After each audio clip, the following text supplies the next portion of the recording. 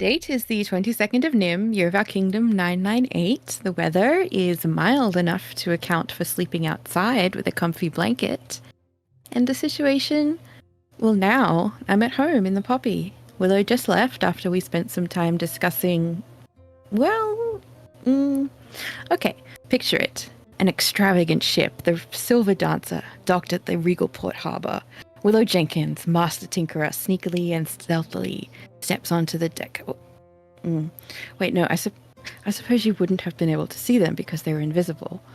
Okay, wait. The extravagant Silver Dancer docked in the regal port harbour and going about her business.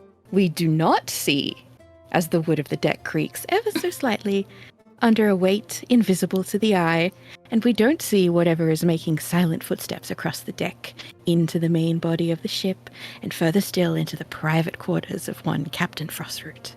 We don't see anyone snooping through the captain's belongings. We don't see anyone making copies of suspicious documents hidden away in her possessions, and we certainly don't see anyone placing a dubious pocket watch on the center of her desk. Of course, that means we don't see anyone returning everything to its place, nor leaving the captain's quarters, nor disembording the ship as if they were never there to begin with.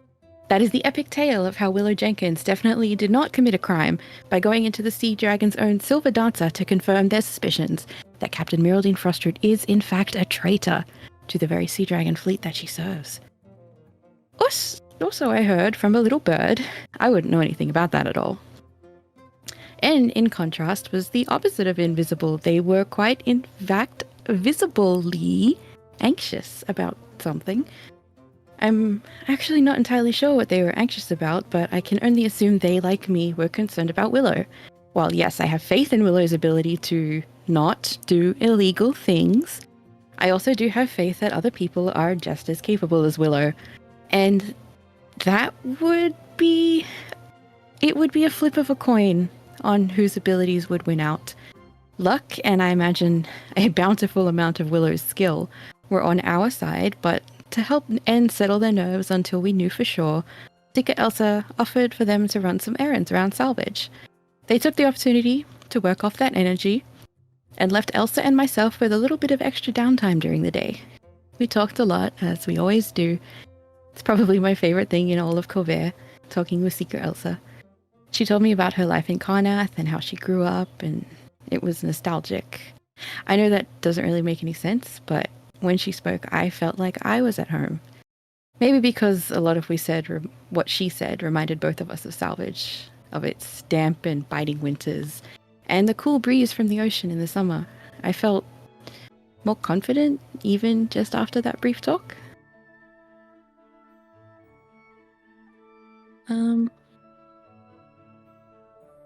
Confident, I guess, that I'm ready to go back, even if I don't want to leave yet. That doesn't make much sense either, does it? Maybe I'm getting silly in my old age. I showed Elsa my magical steed. I've written a smiley face here, but that's all I have to say on the matter. Afterwards, Anne and I took dinner to Willow. I can imagine that definitely not doing crimes builds up an appetite, I think. I'll have to ask, but we knew Willow would be busy with what they'd gained from their venture, so Anne and I thought it would be best to take that one thing off their mind at least. The offering of dinner turned into a picnic on the deck of the scrap bucket and a sleepover under the stars. That too felt nostalgic in its own way. Oh, Damon returned yesterday as well and had a message delivered to us to inform us of such. That's actually what we spent today doing, speaking with him about our upcoming monster hunting expedition. It's not that he is incapable as a leader. He certainly has skills enough for it, but I'm unconvinced that he realizes that he will be the one charged with our safe return from the Mournlands. N is an explosion contained by a short fuse. I am slow-witted at the best of times, and Willow... well, they will struggle with the return. He will be the one to lead us and to guide us. His preferences be damned. And I have yet to feel as though he will guide us through that expedition with care enough to have us all return in one piece. Or maybe he will, and he just is unable to express that as his intention. I'm starting to realize that that is not uncommon for people from Siri. Oh, Willow. I mentioned Willow just left. After leaving the Gold Dragon, Willow returned home, and to my understanding, they fully decrypted the notes from Captain Frostroot. They contained dates and coordinates. Willow mapped those coordinates, noting that there were several in Regalport and surrounding areas, and was quick to point out one of the dates aligned with their impersonation of the good captain. All that to say, it becomes quite clear what the supposed traitoress is likely doing. Swimming with sharks, as it were. Willow seemed concerned that those around her will be the ones to get bitten, and for all their sakes, I hope that is not the case. But that unfortunately is a story that only time can tell.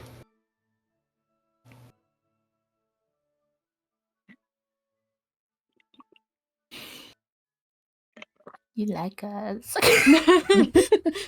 The script has flipped.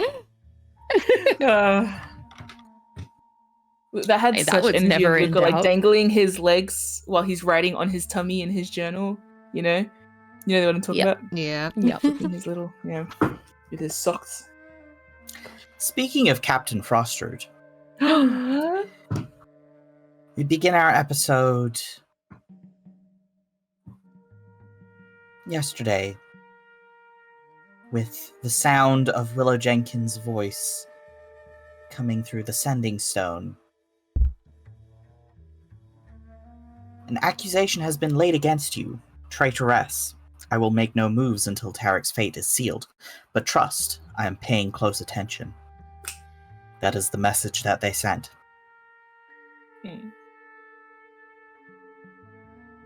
Meraldine Frostroot stares at the stone in the pocket watch casing and grits her teeth.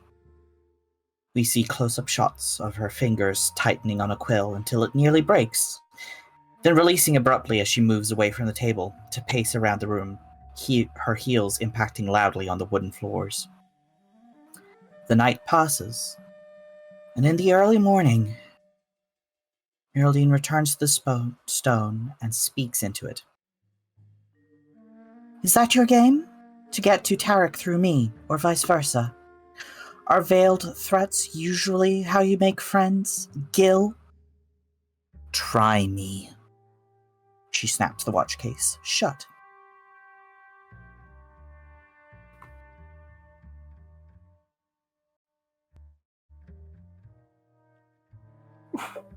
She doesn't sound happy.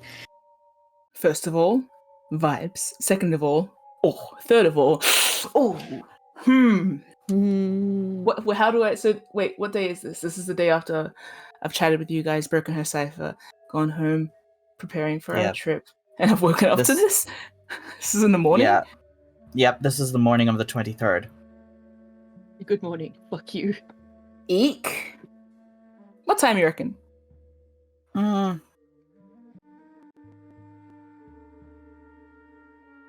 want to say like dawn-ish, 6:30, 7 at latest. Cool. Imagine Willow was puttering around their boat at that time, like getting ready to do stuff. But wow, okay.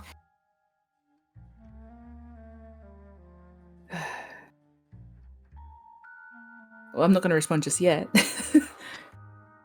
No. Let her sweat. Huh? That last little try me, as much as Willow is listening and rather unfazed, I feel like you can see like the prickle up all their fur of like, oops. It's not oops of I didn't mean to do that. It's, oh, the game is afoot. The game that I put in place. Oh no. It's happening now. The consequences of my actions. The consequences of my actions. Yeah, no, exactly. We take the steps. They are not great steps, but they have to be taken, and now we are here. Willow will write that down as soon as I can. Immediately. Yes. Pause, then sit at table and write. Thank you. We zoom out from the Jenkins workshop. Today is a day of preparations. You guys procure your rations and water. Pack your bags with whatever you need, and whatever you don't gets left behind at the Poppy or at the workshop. I don't think any of you need to buy rations on account of Luca having somewhat over-prepared. Yeah, checks out. But fresh water is important. I'm Stay Making sure your hydrated. bedrolls are clean and so on. Unroll them, put them out on the line, and smack them with the broom to get the dust out. Mm-hmm. I only have one potion of healing. Should I go get more? Should I make one? I feel like time is more important at this moment. Yeah. I think you'll be fine. Okay.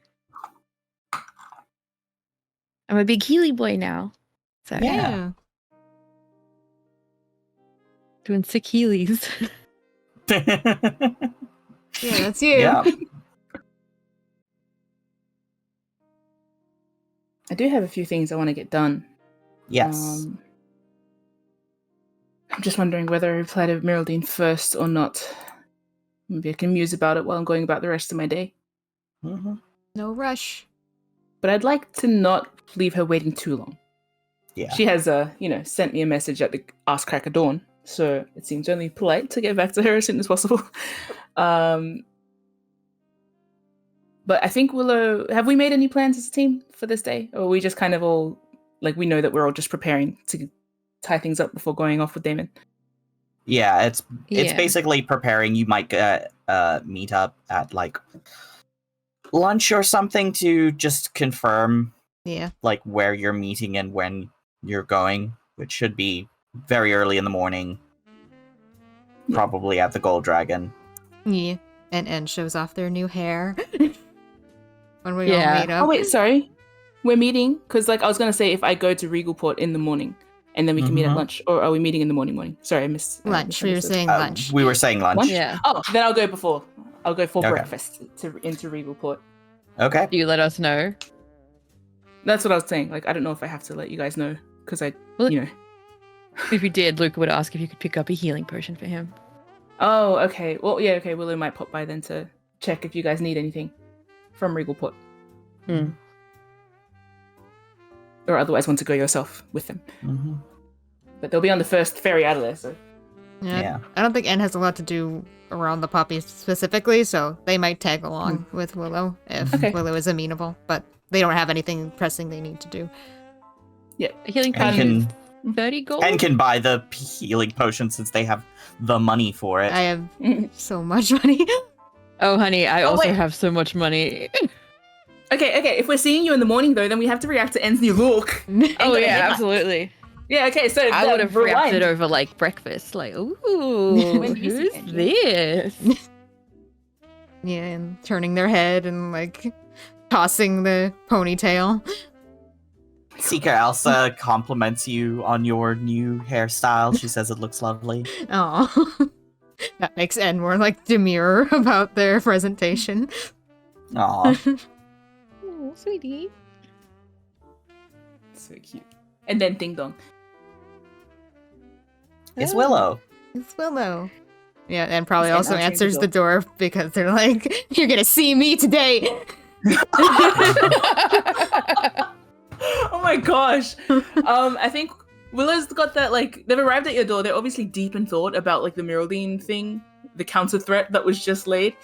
And then, you just completely, it takes a moment for Willow to adjust that, N's differently shaped today. And then the overall up and down look. And then, oh. Like it?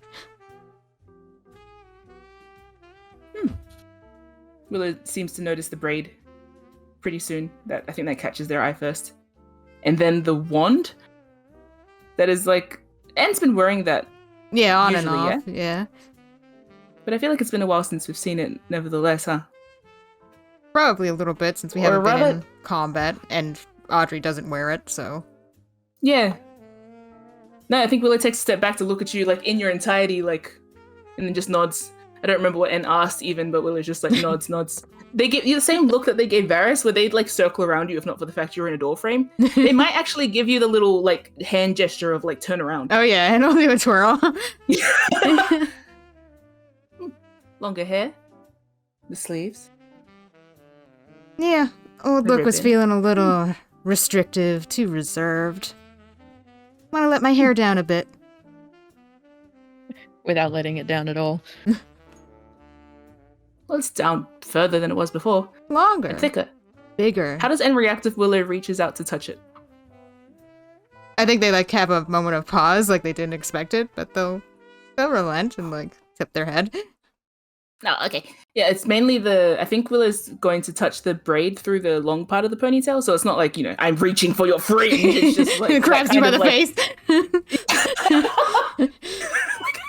like a hamburger and just like fiddles with the like little parts in front of your ears, but no, it's the ponytail part, so probably turn around slightly. Yeah. So it's just like, ooh, yeah. No, okay. Willow looks impressed. What's the occasion? The field trip? No, just felt like changing things up. Been wearing that old hair for like 5 years at this point. Not really my style.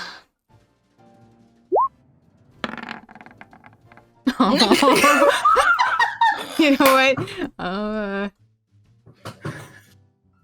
Just to see. Sorry, buddy. Wow. 7 times my score. Okay. Yeah, I don't glean shit, but Zeke can tell me, do I not glean shit and then fail somehow? Like, what's happening here? I think you just like get distracted by how soft N's hair is. Yes, no, I was going to say. It's like, what does this mean? More to the point. Ooh, silky. You know what? Getting you close is occasion enough in itself in Willow's mind. They're like, yeah, okay, yes. Yeah. It's like, this is a perfect braid as well. Yeah. So neat. Petting it like a horse's mane. Yeah. Are your little shoulder? Are your shoulders? Yeah, your face. Your what are they called? We used to refer to them as scales, but they're more like cracks, right? Yeah. Are they Yeah. visible? Not right now. I think N's hiding them, but you've seen Okay. N's shoulders before, and they usually do have the cracks do extend like down their arms. Yeah. Do you have new shoes? Yeah, probably. This is the whole new outfit. We showed off the whole sprite last time. Yeah, no, So I it's can't got- remember like the full. So because Willow's commented on your shoes before, so I feel like Willow does the insight check, abysmally fails, and then ooh, new shoes. Yeah. You're just being You're ogled just- in this doorway. Yeah. N's like soaking it up, doing little turns. God. Yeah. I think Wow. you hear a distant call of like, who is it? Willow. Oh, say hello to them for me. Do they want breakfast? I was going to go to Regal Port pretty soon, shortly. Feel free to ask Secret Elsa if she needs anything. Need anything from Rigoport, Elsa? She tells you no. Shouting through the Like a shout, poppies. get me a potion. Oh, there you go. Is Willow allowed to reject breakfast offer at this stage? Willow's got that. Yes. Do I have to say yes to being invited in for tea? No. No. Okay. You don't have to say yes. You will always be invited. And you don't have to say yes. Okay. Willow looks at N with the, well, do you want to show off your new look to the town? Oh. Music to my ears. Buy me something pretty. Buy you the prettiest healing potion they have. Thank you. And gives Willow a little like a smirk, like, yeah, that's Luca for you. That's they gather up their things. I think Willow says very low on the way, who's going to tell him that all the pretty is at home? I didn't want to stroke his ego. Of course. Do I hear them say that? Nope. No. Willow said it low enough that you Damn wouldn't. They're out the door. Damn You're it. in a different room. But I'm still pretty. It's okay. Yep. So, you guys head down to the ferry and are off to Regalport. What all are you getting there? So You've got a getting list? what? I don't really have Healing potion? anything. I do. Unless... And it's just here to look pretty. I'll carry the bags with my -1 strength. Just don't give me anything too heavy. I carry has a 5 few things silver on and food. I'm sure I can manage this. Anyway, go ahead. God, yes. Willow's got a list of stuff to do. So first of all, I think they're going to go to like probably the usual bakery they seem to go to and pick up like. Actually, it might be the place that En got the cookies from. Willow might ask En where they got those cookies. Oh, okay. Yeah, and we'll show you the bakery. Yeah, and then I'm assuming that they might sell like, you know, places that sell cookies sell them in like kind of hampery packs. Yeah. Sure. I think Willow would get one of those, and they are going to write in the little card. Probably. Yeah, why not? No, sorry. They'll write on their own piece of paper. They were probably writing on the way. And might have seen them sort of writing on a loose piece of paper. And they might actually send you with that. No, I guess it makes more sense if I do it. But we could split it up and take less time. Yeah. People at the bakery probably remember Anne is the one who came in multiple days in a row and bought a whole tray of cookies. Willow will buy you cookies too, by the way. Aww. Yeah. Spend 3 silver on the hamper. And like 5 copper on more cookies. Yeah. Might as well get some for Secret Elsa. You know what? I'll get some for Bruno too. You've gotten like I was accounting for a big enough bag to share. Okay, cool. So the hamper. Might actually not do that. Never mind. You know what? Willow is going to ask En, because they have the power of salesmanship, whether they can go sell these earrings. Yeah, I can go try to sell them somewhere, sell them up a bit. Yeah, sure. They're clearly the ones that I lifted from Wolfred. Yeah. And recognize the aesthetic. Give me a persuasion check. Okay. Then.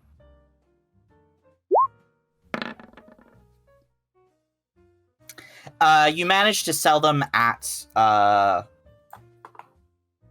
value. Yes.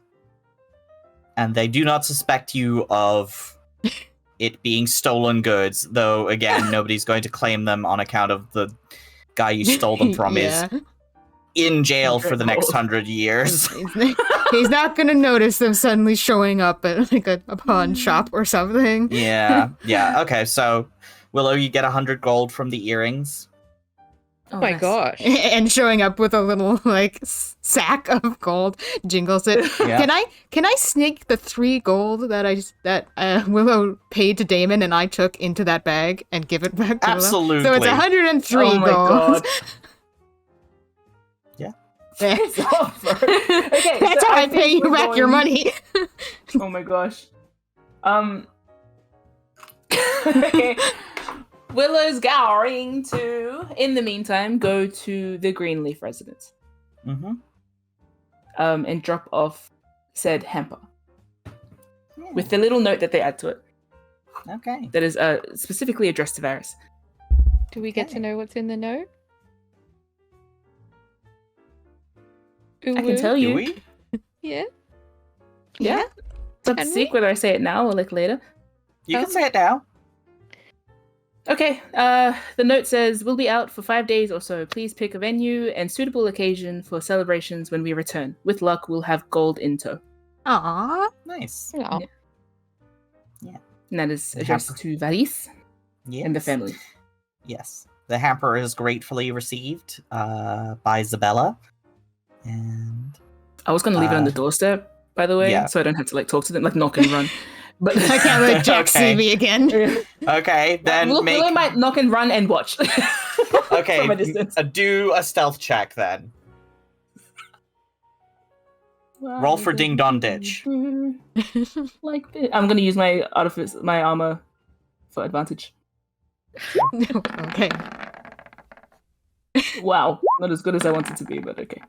Just barely. Good enough. So You bad. just barely managed to duck away and flatten your ears so that Isabella doesn't see you behind like a garden wall or something. You're like in a full neighborhood, so it's not huge amounts of. It's not like there's alleyways or anything. No, I'm behind a hedge. I'm tucked behind a bush. Yeah, Just into a bush. That tail seems little weirdo. That bush seems really excited. Probably just a neighborhood cat or something. Who knows? Just that Well, you're neighborhood wrong. cat we keep running into across Regalport. Mm-hmm. That looks suspiciously like a corgi shifter. It's not a corgi. Bingo. Dingo. Wild hunt. Just say wild hunt. They're not a specific animal, I guess. There's a tail. Canid shifter. Yes. Sorry, Zeke. What were you saying? Sorry. Isabella happily receives the basket, picks it up, looks at the note, and then calls to Varys to say that they've received something nice. And close the door behind her. Nice. Okay. Cool. Receive. You can scamper back off. I will. Pulling like leaves out of my hair and such. Mm-hmm. You can't go like into a hedge. Did you know that? Yes. Yeah. Yeah. There's That's why I said branches bush. in the way. Yeah. Anyway. You can't do the Homer Simpson, unfortunately. No. You also generally can't shoot magic from your hands, so we'll let it slide. Disagree. Says you. All right. Okay. Yeah. You meet back up with N and has given you 103 gold. And says think Ouch. fast and throws you a bag Oh of my gold. gosh. Do you want to roll perception to see if you can tell that N has a hand behind their back before they throw it at you? And then maybe get advantage at sleight of hand? I think we need to move on. I think we need to move on. We have so much to do today. Yeah. Willow's going to flick a coin back to N and say, "Thank you for your troubles," though. They'll Oh, give you 1 gold back. that's it. Commission tip. Yeah. Yeah. And we'll accept that. So you've only given me back 102 gold, actually. Yep. Still more I than get so you good. would have gotten. Sucker! Fuck off. Okay. Anything else that you need to do in Regalport? And needs a healing potion. Oh, yes. Yes. How many do you want to buy? So They're 25 gold apiece. yeah, we each have one. Luca will pay for one. Yeah. So we each have one. Willow has one, Luca has one, and I have one. Mhm. And we're getting a Yep. fourth. Mhm. Maybe I'll get two. One with Mhm. Luca's paying for one, and then I'll get another. So that was what, 25? Yeah, so Okay. spend 50 I'll take for off my two. 25. Yeah, cool. I'll buy another one as well. Should I? I think you're fine. We've got a lot of healing. Yeah. I got curing. Yeah. magic. Yeah. So do Yeah. Never I. mind. I got Luca. Yeah. Yeah. Yeah. Never mind. Cool. Save But my I money.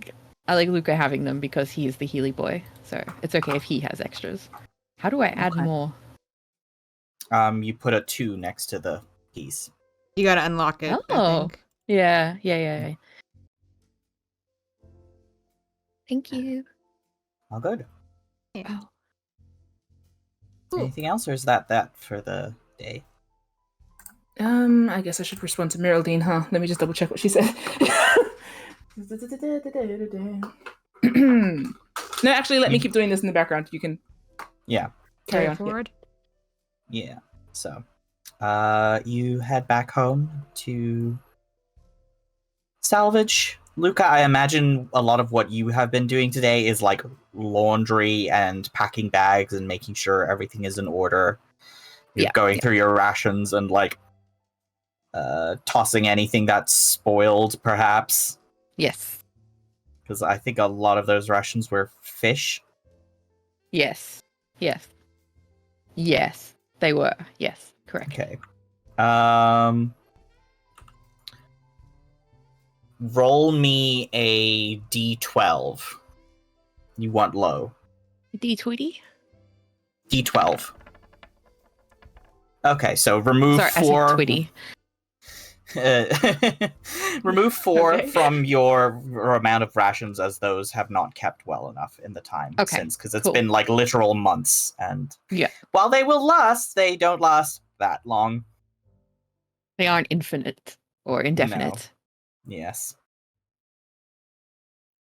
I have Okay. some rations left over. Should I be taking any of those off myself, or No, I think all of those were like actually bought and Non-perishable. packaged rations. Yeah, These En's were that kind of these were person, packaged. so. These were packaged. The ones for Luca are like, these are rations he made himself, so it's like I see. Okay, just checking. But yeah, all good. Cool.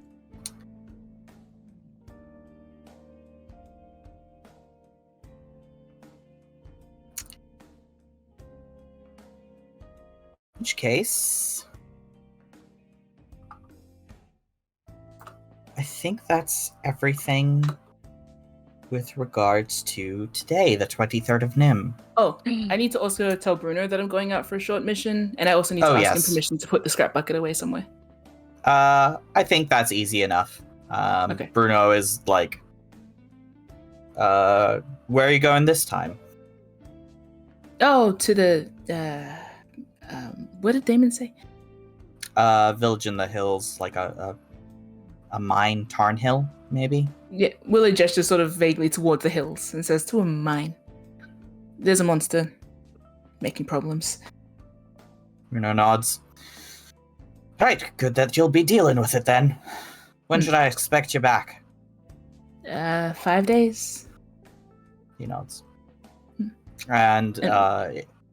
Willow shoves a bag it of is- cookies at him.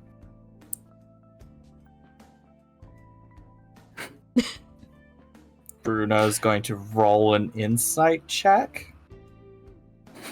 For their cookies. What you inciting, bro? Not fucking much. You. But you're inscrutable as always. Okay. Wow. Consider me inscruted. Okay, cool. Yeah. I give him cookies. Oh, thank Clearly you. enough to hand out. I'll pass these around. Have a safe trip. You, yes. Thank you. He doesn't look mad or anything that I'm bailing on work again, yeah? No. Yeah, because he has... Ellen is He's- there. She's settling Yeah. in nice.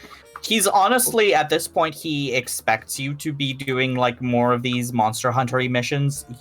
Mhm. He has, like, deliberately not been giving you that much work to do anyway. Cheers. Okay. He's aware that you've got one foot out the door, whether Yeah. you want to admit that you do or not. Okay. And he'll let me put the scrap bucket away, though I will tell Yes. him, like, when it's time to go. Yes. Okay. Let me just... It's easy enough. It's like, you'll be away for a week. It's easy enough to be like, okay, can I put this in dry storage so that it doesn't get whacked by a storm or whatever? Something like that. Easy Whacked enough. by a storm. Choice of words, Zeke. And today I am also going to swap over my... I think that I am deciding not to take Fish Dog to this. So Fish Dog's going to get powered down, basically. Mhm. This will be later in the evening, though. So Yeah. Willow's going to swap it over for the backpack. I think after they talk to Bruno, after we're back in Regalport, and it's still relatively early, Willow's going to message Miraldine back. I'm just going to just triple check I've counted this correctly. Need a... Oh, wait, but there is such thing. I was like, need something that does like a word count or something. There's like a, Yes. require that. Apparently we Yes, had it word does. processors. Yeah. Yeah, something like that. If only most word processing programs had something called a word count. I'm going to ask, are we infusing Luca's sword? Wait No. a minute. No. No. Okay. Okay. Willow's going to send back a message before it gets too late. Mhm. Willow will steal themselves and say, If those were my intentions, then I'd have kept the helm. I am concerned for the safety of these principalities. That includes Regalport and you. Okay. Cool. Well then. Thank you. 25 words exact. Nice. Nicely done. Thank you. Cool. In which case, any last things to do before you bed down for the night and set off in the morning? I don't think so. So Luke is not getting a magic weapon at all. Is that what's happening now? It's fine. I just want to make sure I know what's going on. Yes, the magic weapon situation is a spell that Willow can do. Okay. Coolier. It's Not fine the if Luca doesn't infusion. know that. Yeah, I thought they would have to like sit down and take my sword and like apply magic to it or something. Yes, but Give not it now. Yeah, okay. Cool. Thank Closer you. to the event. Yes. All good. Cool. In which case, we move forward to the 24th of Nim. You all wake up bright and early, get yourselves ready. Meet up at the Gold Dragon with Damon. Actually, before we meet up, could I send out my steed Yes. to scout ahead? Yeah. I think good. I will cast it like in front of Elsa this time and like go through the process of explaining everything I learned. Yeah. Mm-hmm.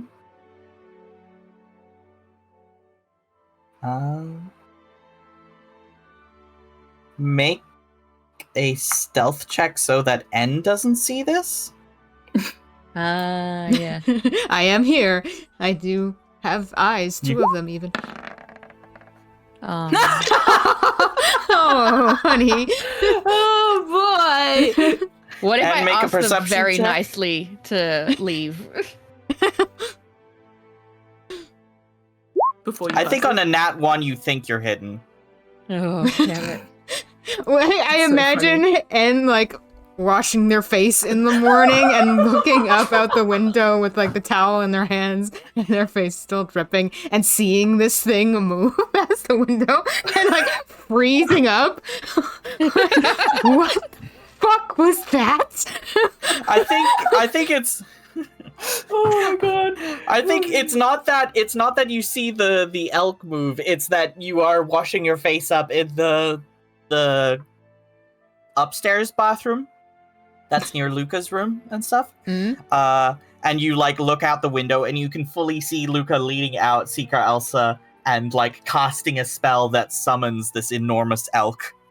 You see the whole process. Reaction's still the same, Aw. Bo. Oh my god!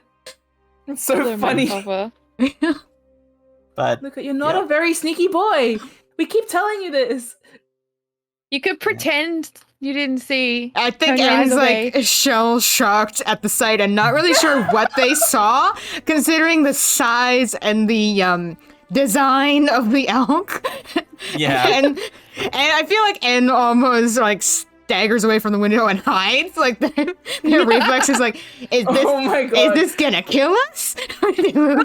Luca summons something from like another realm, but you know he doesn't know how to handle monsters or how to bind them. He wouldn't know what to do with this thing. And then we just release something on salvage and like peeks out from the bottom of the window to see what it's doing. Is everyone dead? No. It's Oh my just God, gone Ed. already. I think yeah, I was like, I did think dream that? I think you see Seeker Elsa pet it on the flank and then it leaves. You don't know where it's going or what it was, Yeah. So don't worry. but okay. I think Anne's too shocked and confused to bring it up to you right away. They're just gonna be for a long minute. They're like, "Am I awake?" Taps her hand, pinches their cheek, like, "Is this reality? Did I see that? I probably didn't see that. That doesn't seem real. I'm gonna go on with my day as if that wasn't real." And It's I like don't you want and the to. giant shark. Yeah, I don't want to believe something that big is on land. On the land I walk upon. I just feel endangered. Fair enough, I guess. God. City Slicker represses the idea of moose. He's like, the shark was trying. The shark is in the water, and I don't intend to spend a lot of time in the water. So That's where it lives there, yeah, so I it's just fine. won't bother it. But that was in my garden, so I'm just gonna move on. Anyway. And I'm like, yep, I dreamt that one. Good job, and great Gotta repress imagination. Time to put that back in the box. Theo, you want this? Okay, Zeke. So you meet up at the Gold Dragon, packed and ready. There's an empty space where the scrap bucket was. Yes. And I have a backpack. Yeah, look at you. Is it a big one? Does it make you look like one of those fly What, a swatters? That's kindergartner? like a square with a stick. How rude. No. Like an It's just a anglerfish. normal traveling backpack. Yeah. And probably has a backpack too, because we are traveling, so we're all probably Yeah. just not as fancy as We're all- yours. Yeah. Does Damon have a backpack, or is he roughing it? He does not have a visible backpack, but make a perception it. check. Because he's a dragon. Okay, he keeps them in his pouch. Yeah. They have kangaroo pouches, right? Oh my god. Oh damn it! Wow. Me and my sevens. Willow knows. Yeah, cool. Willow spent the most time with Damon. Damon has a bag of holding. Yeah. I feel like that's obvious. I don't feel like I needed to roll for Yeah. that. It's just tucked under his coat on his belt. Yeah. So you don't Wow. really One of these see it. pouches is a holding bag. I just don't know which one. Yeah. Yeah. Maybe a pretty small sleeping bag, Oh. unless he sleeps in a nest. We're back on that, huh? Oh, God. I never left. Damon says, "We all ready to head out then?" Ready as we'll ever Recognize. be. Willow nuts too. All right. Away we go then. You set out on the dirt road that follows the riverbank away from salvage and into the high hills to the southeast. The sun is high, but a gusting wind blowing in from the east keeps you cool as you hike past the farms and patches of woodland that line the road. Around midday, you reach a minuscule village, really more of a collection of farmhouses clustered around one side of the road. One has the hanging sign of an alehouse to welcome travelers if you would like to stop and take your lunch here. Yeah, Might as well. Yeah. absolutely. Each of you give me a couple of copper for lunch. I say 5. I'm a hungry boy.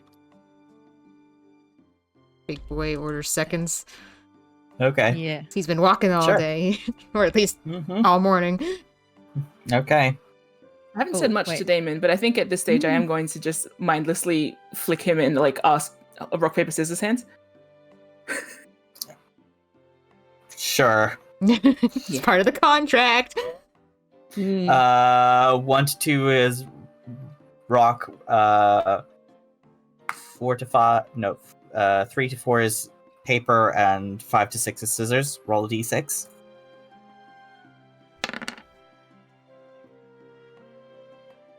Did I get paper? Yeah. You got You got scissors. Yeah. It's in the contract. What are you playing for? The bill. Damon says. I lost. Are you paying for us? Willow can't pay Luca for me. continues eating, laughing.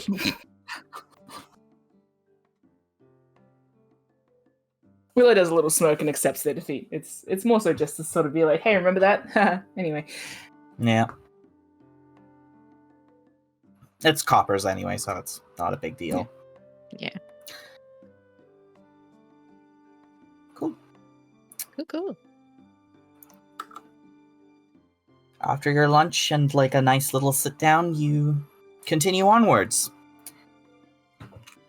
The rest of your first day is relatively easy, walking along the riverside road, occasionally sheltered by the shade of trees. At one point, you see a barge pulled by a draft horse bringing lumber down the river to salvage. Later, another traveler with a donkey covered in saddlebags. Though you regularly stop to take rests, by the time the sky is pink with twilight, you've arrived at the base of the forested foothills. We should find a place to camp nearby, Damon announces. Whoever would like to, please roll me a survival check. I will. Gonna be me. I can help if we want to get advantage, but I'm not rolling one. I'll see if I need advantage. Yeah. I think Yeah, Good. Willow's Plenty fine. good. You find a perfect spot to set up some tents. Build a little fire. In fact, you think this is probably a regular camping spot for other travelers. Nice. It's nice and clear. Ground is flat. You set up camp. Naaman pulls out 2 tents, 2 two-man tents, and offers them to the 3 of you. Oh. Nice. Everybody mark off 1 ration. Got it.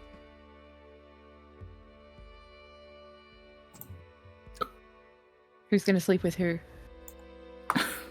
I'm pretty sure the idea is that a 2-man tent fits 1 Luca, so...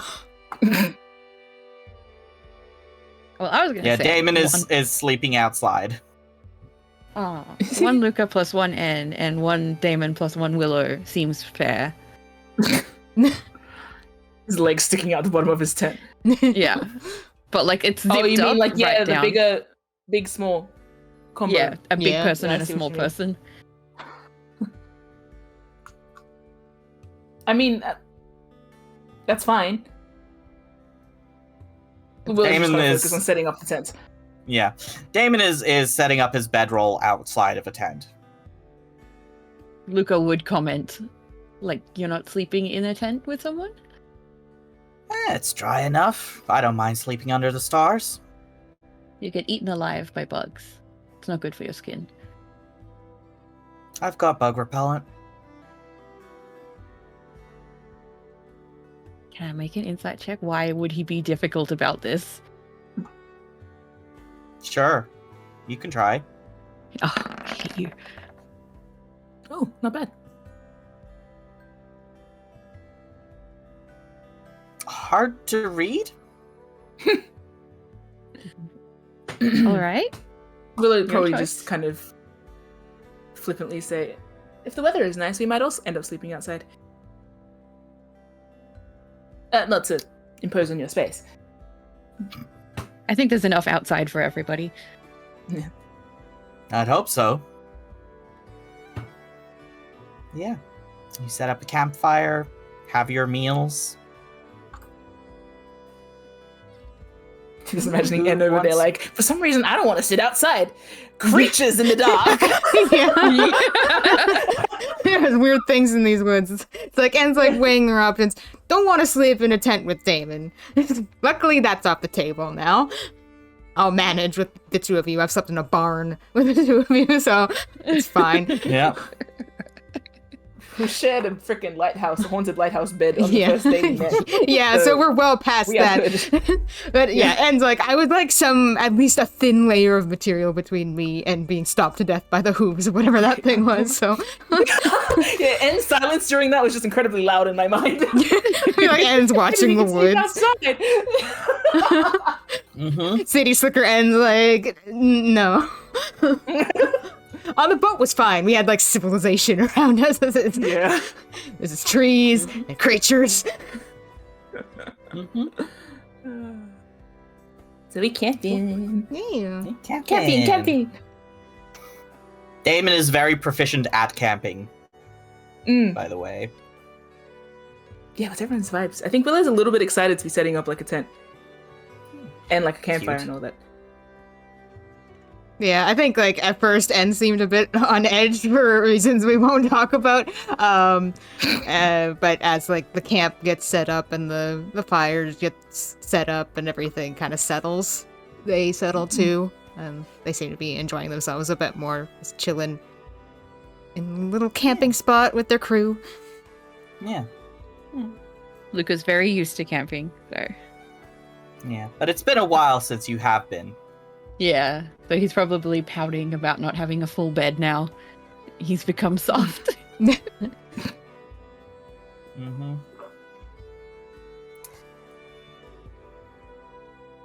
So, who wants first watch? Should we play for it? And holds up a fist. Why not? Okay. All right. Okay. Should we just all roll d4s to figure out like who wins what? What's the? No. Oh wait, that's not how life works. Sorry, I forgot. Damon rolled scissors. Roll scissors. Oh, Luca rolled paper. And rolled rock. I've drawn my diagram incorrectly. Yeah. And gets So a I'm- rock I'm and going- smashes Damon and Willow's hands. gosh. It's like punch, punch. I think it's Damon and Anne, and then Luca and Willow playing, and then the final one gets first Ah. watch. Right. I'll just punch Damon then. So it's You cut up my paper. Anne and Willow need to fight for first watch. Let's go. That's paper, Paper rock. wins. Yeah. And like places their hand over your rock and then places their other hand over your fist and like holds it so gently. Loser. And then scurries away. are you too far out of distance for me to flick you on the nose? Make a sleight of hand check. Because then got in a bit close. Stop making noise.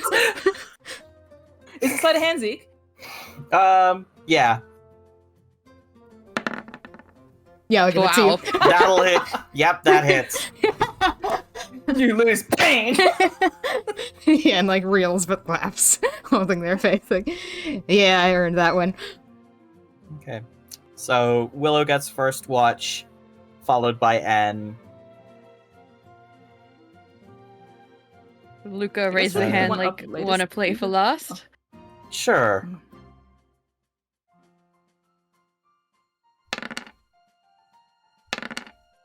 Oh. Oh, I again. inadvertently push our scissors together. Damon does not allow that. Cuts your hand. I win. I'm lost. You get the dawn shift. Long night's sleep, good for your skin. Yeah. Sure. Touch the tips of our scissors together. Like, make No. peace hands. Put them together. Damon doesn't let you touch his hands, Luca. He's a no fun man. It's more like he's already put his hands in his lap and like put them down, so it's like you sort of You missed your aimlessly window. reach out.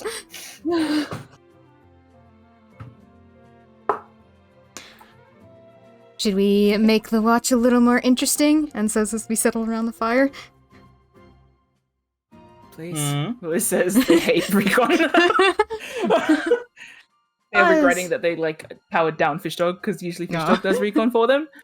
And it's like, fine, I guess Yeah, it was. unfortunately now you not have... recon, sorry. Yeah. Sentry. watch. Yeah, keeps watch Sentry, while yeah. you're nodding off or otherwise doing things to keep yourself Yeah. busy. Willow just running around the camp in circles. Keeping the perimeter. Makes a trench for us. God. Anyway, I was just thinking we could have some interesting tales to chew on while we're sitting here in the dark. Oh. Little campfire, dark night, no one else around. You picking up what I'm putting down? Sure. Drugs? Ghost No. stories. Oh. He was drugged recently. He's allowed to have this. I had it happen. I can make that joke. Oh my god. Willow's going to Right. look at N.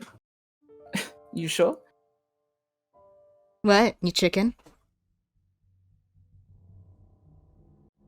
Fine. That's the last thing Willow will say about that, you asshole. So, little white, you want to go first? Sounds like you've got a story. If no one else wants to, I'll take the lead. Show me how it's done. All right, then. And is going to ignite a little bit of their fire in their hand God. and hold it under their face. Oh my Do god! the like flashlight lighting of your chin, the creepy shades of the face. Mhm. Of the Willow ghost- starts classic laughing at you ghost tale. immediately. Just There you go. You're brightened up already.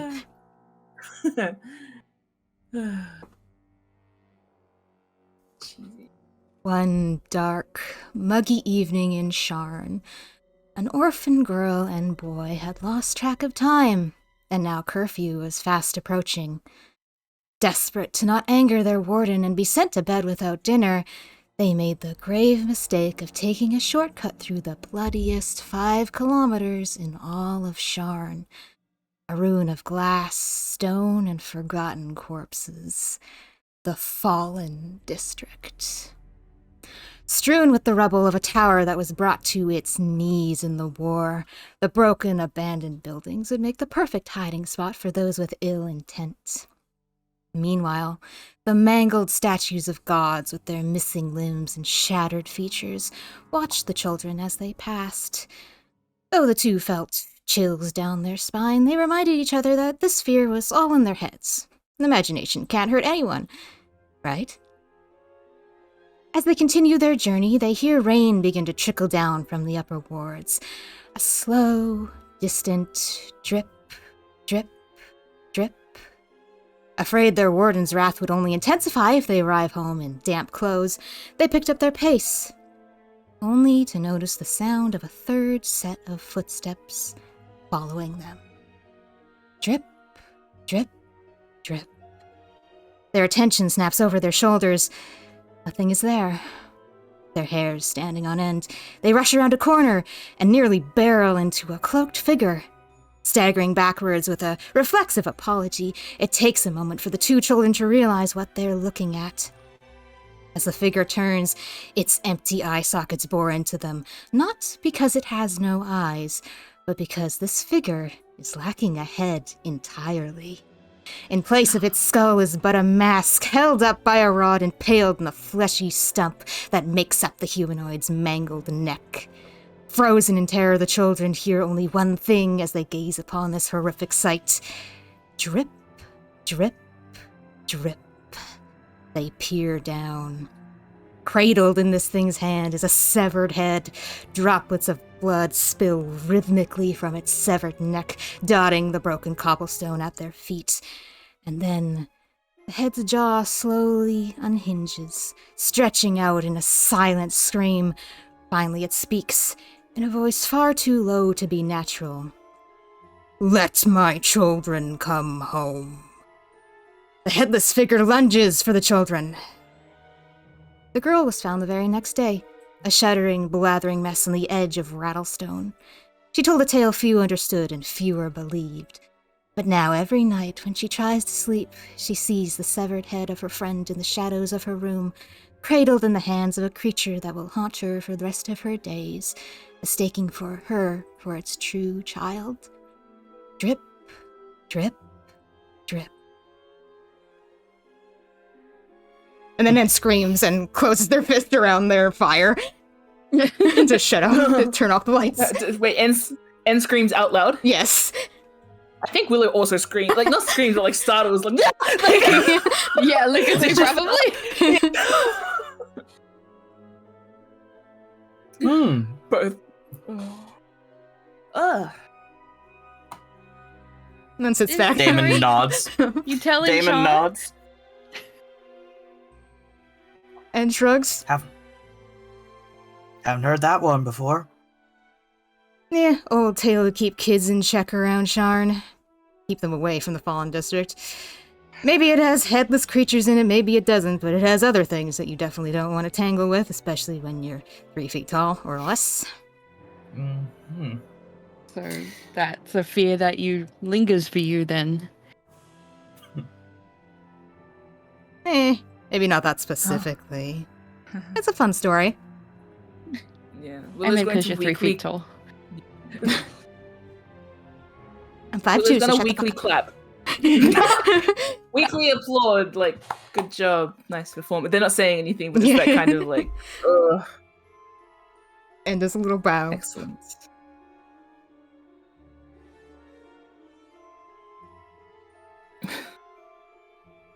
Well, don't let me have all the fun. Who's next?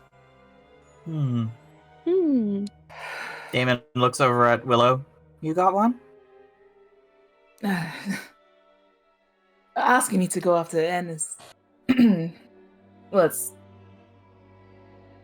it's assuring disappointment. I don't really have many well, I have stories. I've heard many ghost stories, usually accounts from people regarding apparitions or strange occurrences. As we all know, ghosts are usually related to, such anomalies or manifest zones, planar or extraplanar oddities or hag curses, yes?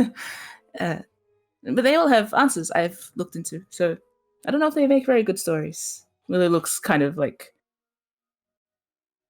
sheepish about it. Like, yes, they've heard a lot of ghost stories, but they just haven't thought of telling them, especially after N has told that so articulately. But are you guys kind of like waiting? Yeah, I think N I still think we're seems looking at you like interested. Like, even if Yeah. they have answers, just still interesting stories. Doesn't have to be spooky. yeah. I think if there's like a expectant vibe, Willow will kind of start up and say, "Well, I suppose I do recall one from back at the Tinkerers Guild before the Fabricators Guild in Whitehurst. One of the other kids mentioned that they were hearing strange muttering at night. It was mechanical in nature and only seemed to last throughout the evening, not during classes. So none of the professors would hear it. It was just this child and obviously whoever they were sharing their dorm room with that continued to hear this unsettling voice that would sometimes raise in volume, but never enough to catch the attention of the others. And so there was a theory, I suppose, among the children at the time, as much as a child can have a theory, that this was perhaps one of the Warforged come back to haunt the Tinkerers Guild. Of course, we were only young.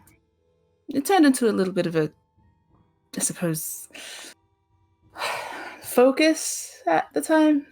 And for those of us who were staying at the Tinkerers Guild, it was nerve-wracking to think that perhaps a Warforged could come back to haunt the place that they were made or distributed.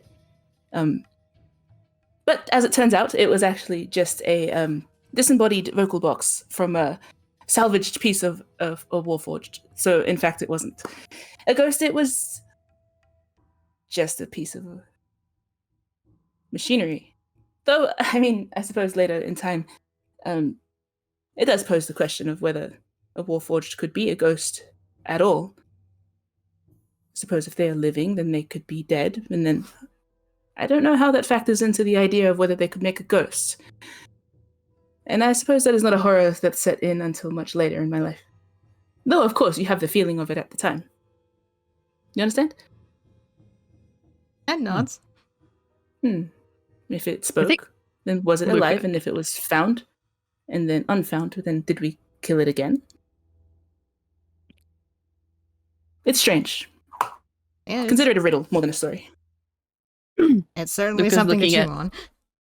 Willow kind of fondly, because that is such a weird and specifically Willow way to tell a story. Some people say ghosts are echoes of the past, so a box that relays information might be the closest thing a Warforged could have to a ghost. That's true. Makes a cemetery of my Tinkerers Guild then, doesn't it? Everywhere is a cemetery if you look into it.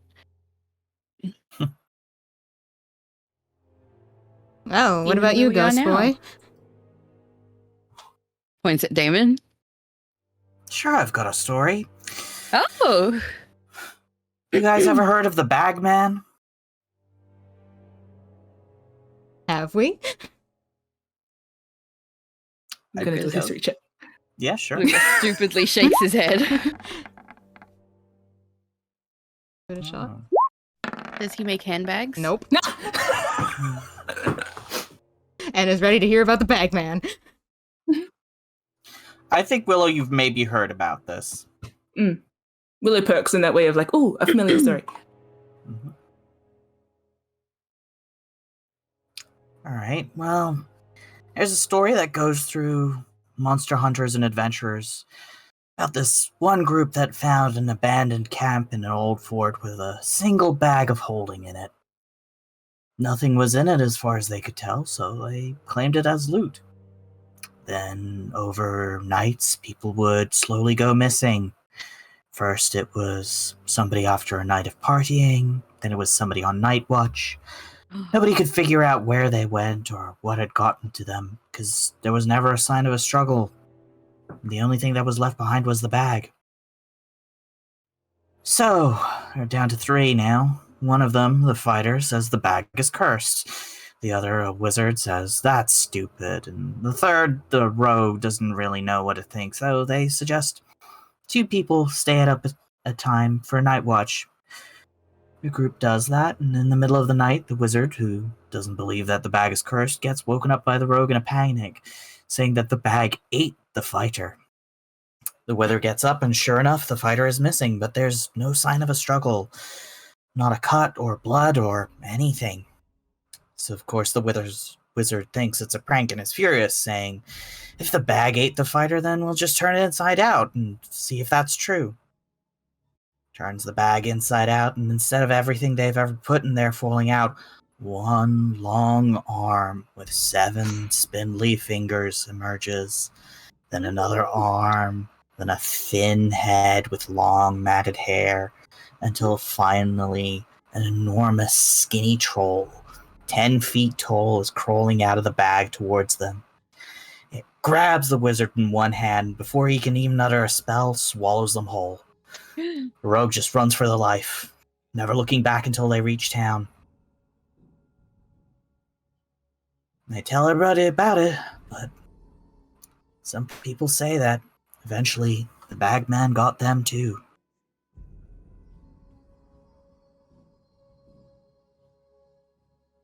Luca glances at his backpack. Willow removes their backpack and tosses it over there. And bounces their eyebrows like, huh, yeah, that's creepy. Covering its tracks, I see. So the moral of the story is always to make Not sure steal. you identify any strange magic items that you pick up in case they're cursed. Oh, it was. Oh.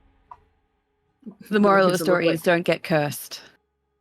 Yeah, I mean, I Yes. think like that's the moral of most ghost stories. It's generally a good idea. A good thing to put into practice in your daily life. I feel like we can tell why Willow knew this story. Cautionary tale. Stop picking up cursed shit. We're like, no. Willow's the first to get eaten, confirmed. 10 feet tall. Damn. That's almost as big as Damon. It's a bit bigger than me. And like has a moment where they furrow their brow and like, was that thing I saw in the garden 10 feet tall? I wasn't. I was above it, so I can't be sure. How tall was Elsa? How tall was it compared to Elsa? Was it real? Mass meme. Yeah. All right, Actually, last one for you. well, actually, what Anne said did remind me of something. This is a story I heard from another prisoner, Anton. He was also from Karnath, but he had transferred to a different camp a few years before I was released. He lived near the Iceflow River in a village deep in Carnwood. The children there were never allowed out during the winter. The parents would scare the children with the story of the cold mother, A woman who had lost her children in a snowstorm during a harsh winter's night, and who now forever wanders the snow, searching for any lost children to take for her own. Anton was so terrified of being taken away by the cold mother, so he would always go home right around sundown, except, of course, for the one time he didn't.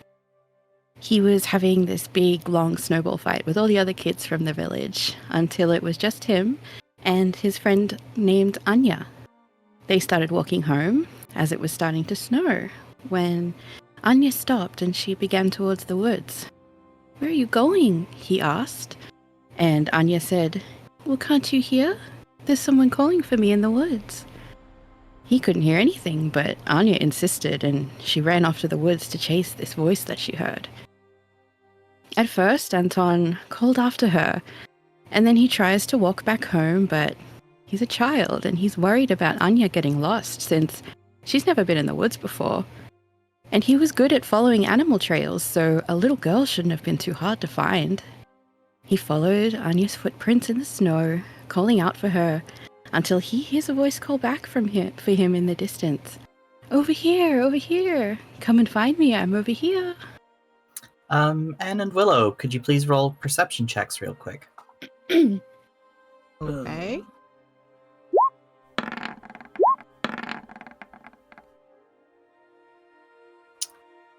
And when you look up,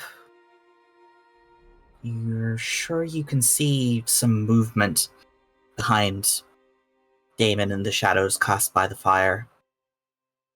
Amidst the dancing darkness, there's something solid, something moving slowly, encircling your campsite. Anton runs through the woods towards that voice. The snow is falling hard now, and the wind is rushing through his hair. He runs and he runs until he trips over something, landing hard enough to knock off his Ushanka. He tripped on a boot buried in the snow, a little child's boot.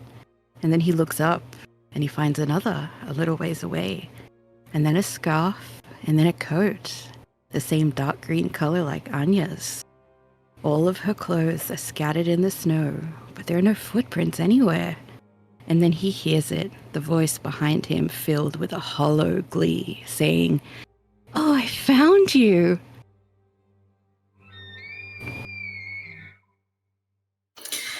Through the thicket around the campsite breaks a wailing figure, hulking and dark.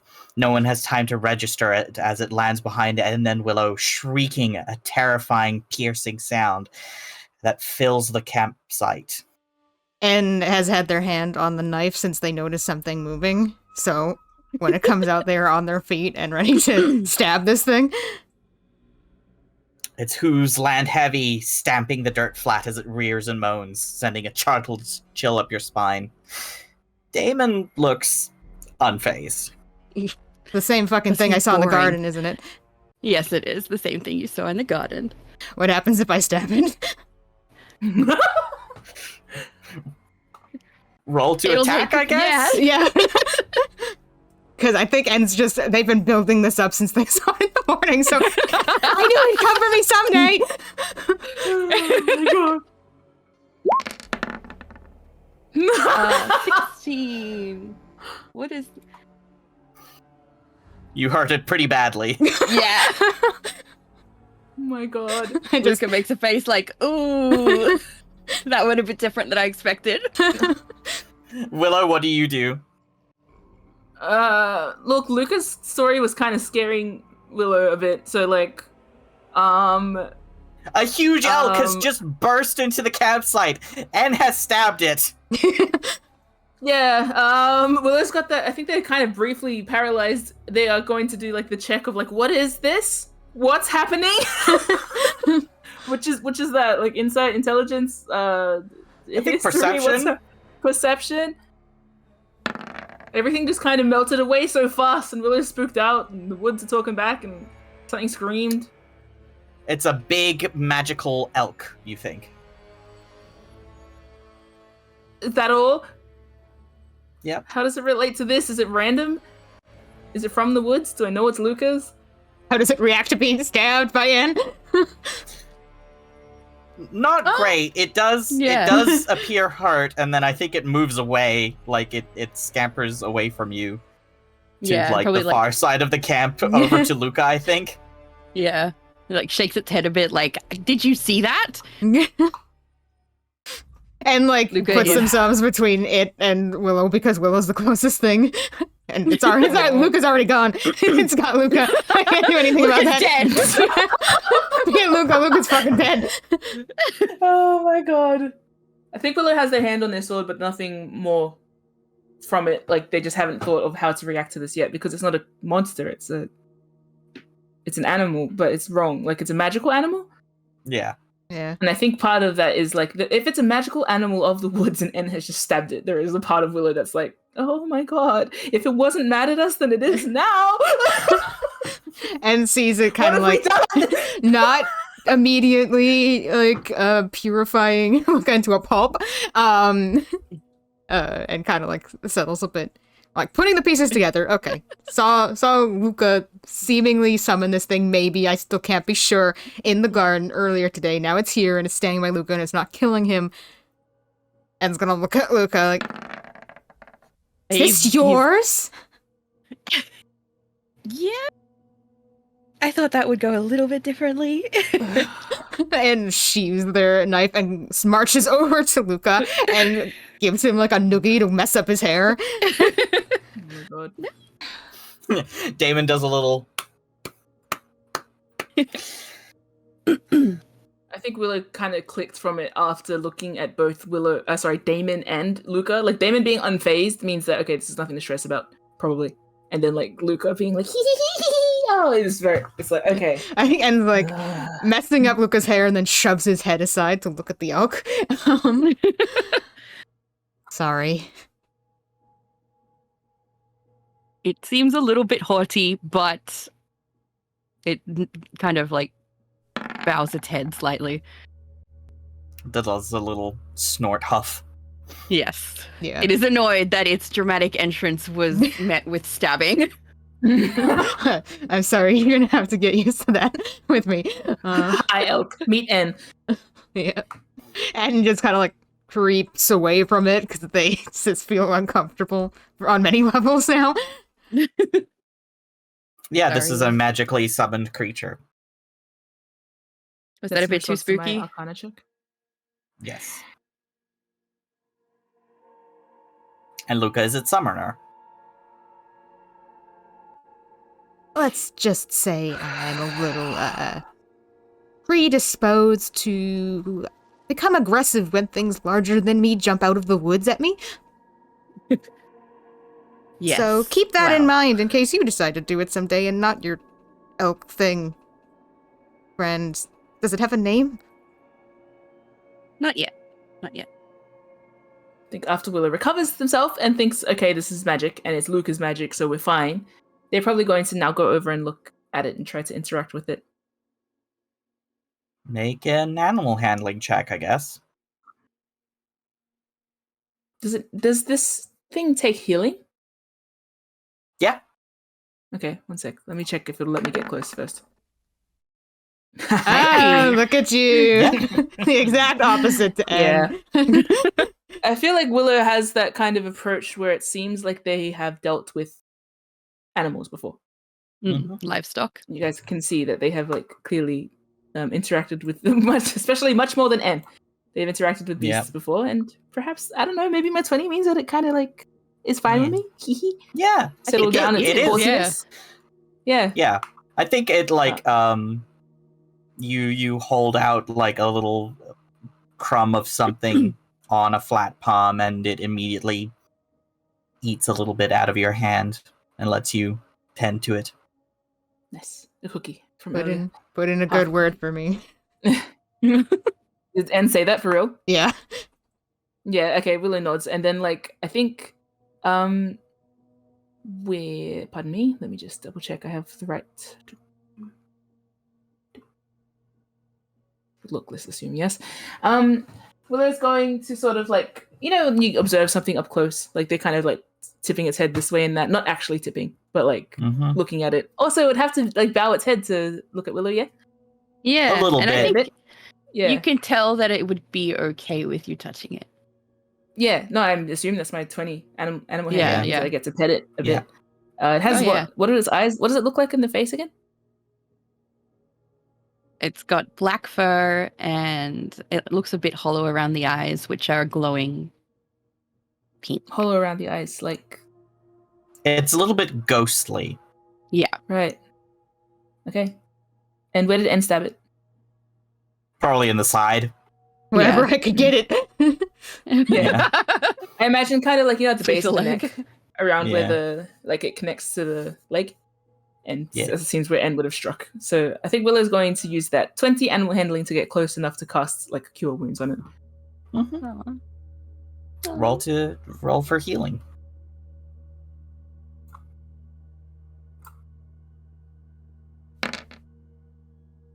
That's Hey, almost pretty about good. as much as I gave it, Yeah. so.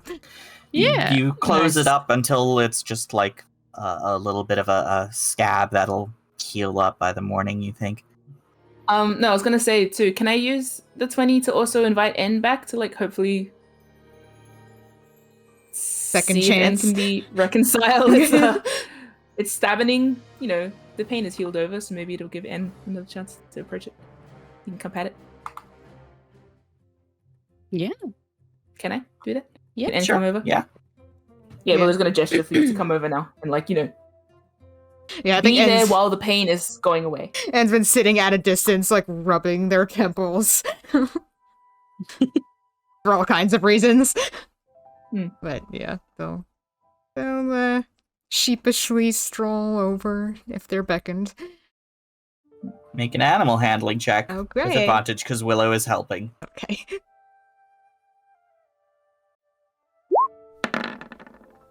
I need it. I think on a 5, it's just like it snorts at you and you spook and just like back yeah. up. I think you can also tell it's preoccupied with Willow in some way. No. Yeah, and just put up their hands and walk away. Accepting little pats from Willow, N walks up. It's like, and N's like, yeah, okay.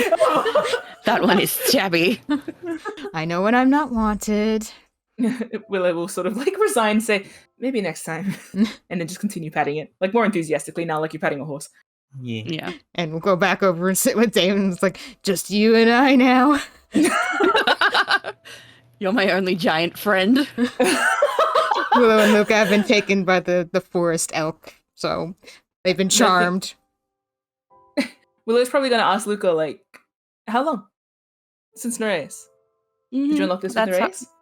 Yes, that's how I was getting to and from Regalport every night. Ah, yeah. Oh, yes, of course. Willow gestures vaguely at N, yeah, the thing that we hated him for. Yeah, that thing. And rolls their eyes. And then Willow will probably ask, is it based on anything? They're just going to start asking Luca questions about this creature. And then, Luca will why answer its eyes think happily. blah, blah, blah, blah, blah. Yeah.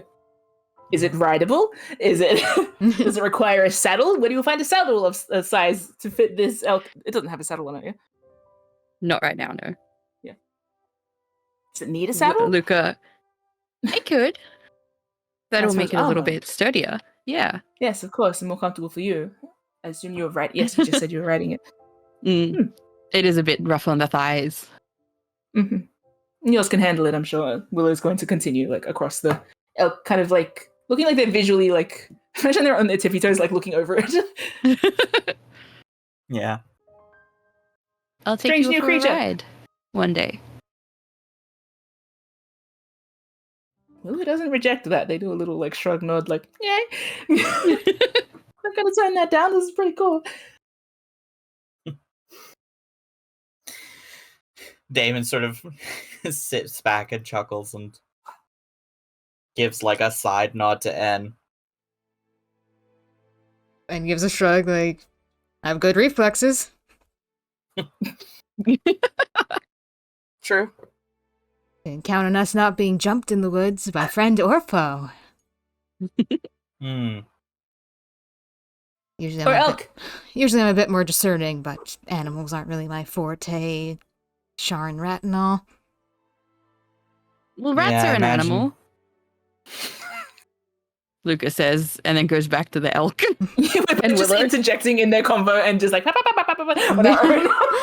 Yeah. Yeah, I imagine you're used to dealing with more bipedal things. Usually, like headless creatures. Mm-hmm. Fortunate Ah. for you, since that's what we're out to get. Yeah. Speaking of, we should probably turn in for the night. Got a lot more hiking to do tomorrow. This time it'll be uphill. No good. Grow out my legs to make it a bit easier on me. Luca is going to let the elk stay with Willow Mm-hmm. while they're doing their watch. Willow was going to ask. So trust me, Willow asks, can the elk stay with me during my watch? Of course. Good company, I think. And you don't have to dismiss the elk every day, so Yeah. you can just hang out. Yeah. Awesome. Do you want Luca gestures with his head like, do you want to get on? Now? You don't have to go for a run, but, you know, scout from high up. That's a pirate thing, right?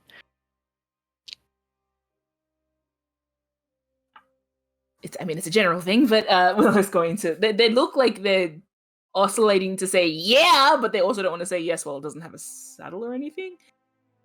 But they also don't know how that works logistically in terms of this. And Luca makes like a little finger basket and crouches slightly next to them. The elk Willow's tilts gonna its come get a head blanket. towards you so that you can... Okay. Oh, we're gonna get a blanket, toss it over the elk, and then like just kind of try and fandangle it together as some sort of covering. Yeah, you could put a saddle Yeah. blanket over. That'll do. Willow makes Yeah. do. Okay. The elk tilts its antlers down towards you so you can get a hand up and then hop on over. Very Ashitaka. Yeah. But if Luca wants me to also step up via his hand, I'm happy to do that as well. Well, You can both. you'll need to do both. Both? Yeah. Oh my god, sick. Okay, yeah, Willow's gonna hop on. Keep in mind, its back is about as tall as Luca, so... Oh my god. Yeah, It's a that's big why. guy up. This is why N freaked out. You see, yeah. Yes. It's like 2 ends tall. Man, that's why he stabbed it in his leg as high as you could reach. yep. Yeah. That's why I'm convinced it's going to kill me. What did N just say about 10-foot creatures before this thing popped out? Yes, so true. Oh my god. Yeah, okay. Willow hops on. And they're like happily, like, you know when you rub the side of a horse's neck when you hop on? Yeah. Yeah. Yeah. Kick their feet a little bit, like, ooh. Can I like do the, I forgot what you call it when you hit it, like a Click. Go forward. yeah, like nudge it with my heel. Yeah. Make it, see if it drops. It will listen Okay. to Willow, yeah. Okay. Willow's like clearly big freaking grin. Huge. I imagine the balance is a bit weird too because they're so high up and then like it's not got like reins or anything either, so it's just like okay. You can hold its mane. It's alright. Mhm. Willow has already trotting around like near Damon and just says look at them from above. I think looking at Damon like you have never looked short before until this moment. Yeah, you've finally seen the top of Damon's head. Yeah. Anything strange there? Do I see any little horns or anything? Make a perception check? Yes. Willow does say that to him in passing, by the way. Looks like a normal head. Normal head of hair. Alright. Does the elk respond to going faster? If you I want think- to. It does, but it won't go too fast because it knows that you're supposed to be doing a job. Yeah. Doing I think a job? it'll do like a little trot, but Yeah. it'll circle around the camp rather than going far off into the woods. Yeah, that's cool. Oh my god, Willow's just so chuffed to be doing this by elk back. I think when Willow gets far away, you hear it. You hear them talking to it too. Like you don't know what they're saying, but they're clearly having conversations with it. Yeah, and smirks a bit, like, glad you're having I bonding mean- time. Just as an aside, I can communicate with it, so if it wanted, it could tell me what you were talking Oh about. my god. Yeah. Oh my gosh. Luca has a spiritual link to his steed. Oh Mm. shit. No, it's okay. Willow's just talking about, like, I didn't bring fish dog, but this is okay because you sort of double as a secondary guard of sorts. How fortuitous for us that you have managed to come out at this time. Mm-hmm. I can't say I agree with your method of entry. Blame Luca for that one. Start musing about other ghost stories they could have told because they were like, well, my story ended up being a bit lackluster compared to everybody else's, but that's okay. I suppose they're all storytellers in their own right. Nobody ever comes to me for a story, per se. So, blah, blah, blah, blah, blah, blah, blah, as they're going around. Mm-hmm. Luca watching them fondly. Think Damon gets ready to bed down. Mm-hmm. Yeah, it's Willow's first watch and then N, yeah? Yes. Yeah, so Ed will try to catch a power nap before their watch, probably. Mm-hmm. Fantastic stories, everybody, Willow says, while they're still going around. Just like in the distance, sort of wandering around. Please do the distant Picking- mic thing. Oh, my favorite. This is Mike. Yeah, like step away from your microphone Oh. and like, yeah. Fantastic stories, by the way, everybody. Yeah, thank you. I'm seeing berries in the top of this tree over here. Don't eat them. I'll fetch them, but I won't eat them. Here's the sound of Willow hitting a branch.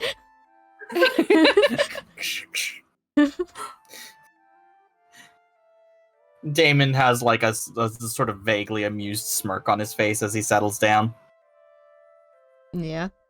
And also seems fond in the smirky kind of way as they tuck themselves into one of the tents. Because now they definitely don't want to be out in the wilderness. If Sorry. one thing can get them, more things can get them. They're not about that. Mm-hmm. Probably take separate tents, like for most of the night, actually. Yeah. Yeah. Because Yeah. whoever will be. Yeah. Damon is sleeping next to the fire. I'll try and keep it down, obviously, if everyone's like, you Yeah. know, so you don't hear the of like elk feet. Do they have hooves? Hooves. Yeah. Yes, they do. Hooves? Okay. Hooves. Okay. Do I hear from Meraldine tonight? No, I don't think so. Oh She shit! sent you the message in the morning. She could only do the one, right? It's the same day. Yeah. No, that was another day. No, it's yeah, It's I another don't day. think Meraldine has responded yet. Oh, okay. I'm getting She my doesn't days send me a mixed up. message today. No. And I honestly, considering the vibes, I may give her a day too, because I know that she is reading my messages as much as I'm reading hers. Mm. So Mhm. a day is fine. I can talk about my strategies with the elk. Yeah. Rubber ducky. If it knows them, all the better. Cool. Make a perception check for your night watch.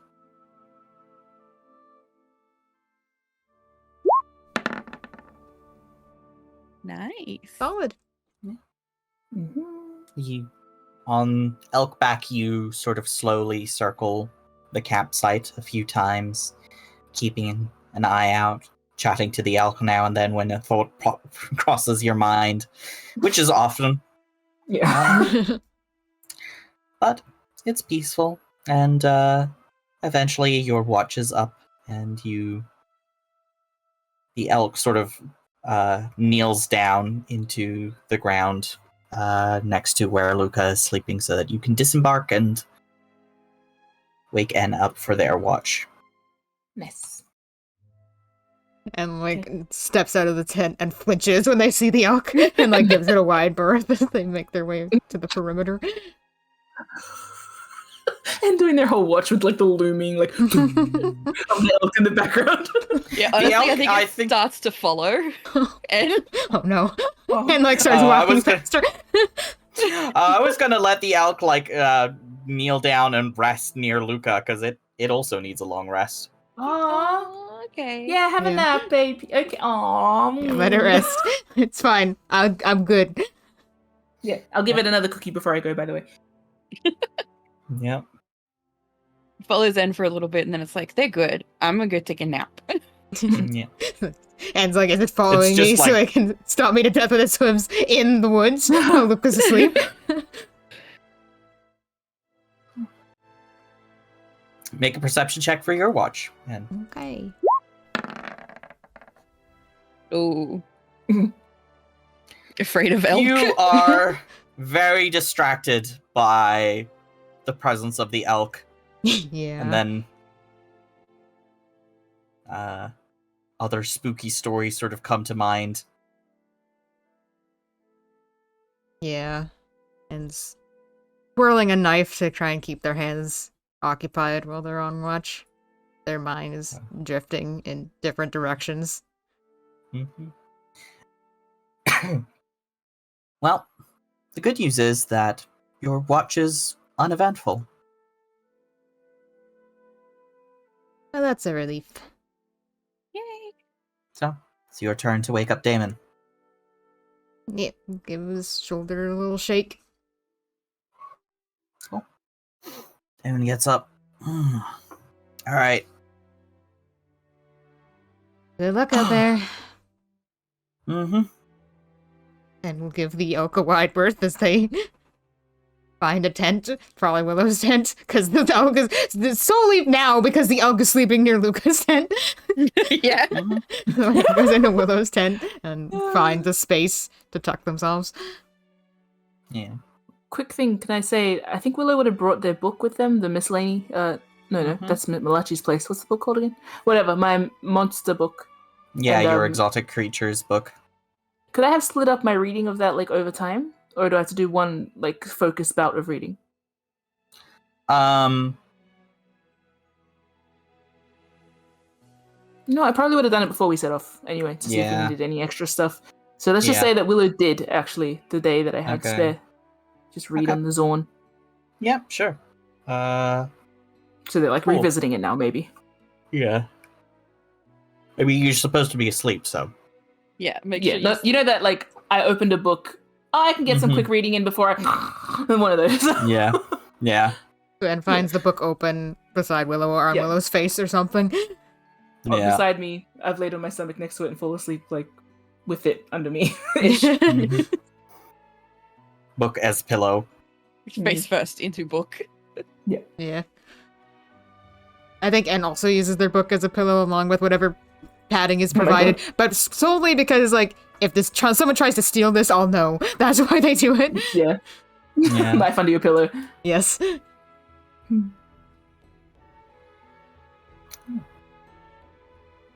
Do we get to see Damon roll, or are you keeping that a secret from us? Damon has rolled. He rolled a 26. Well My then. God. That's why his rolls are hidden. So we can't see his Why are we plus even 18 modifiers. Oh, so he actually rolled quite low because he had a plus 18. Yeah. You don't That's know I'm what his saying. modifier is. You haven't said no. Confirming or denying will just add to the speculation. So I'm just going to say, you don't know. Damn it. Willow for the first 30 episodes of Metanoia, please. Carry on. Yes. Watch is peaceful. Luca, eventually you get roused by Damon sort of nudging you. Luca wakes up pretty easily. So, Your turn. anything happen? Nope. Peaceful night. Does anything scare you?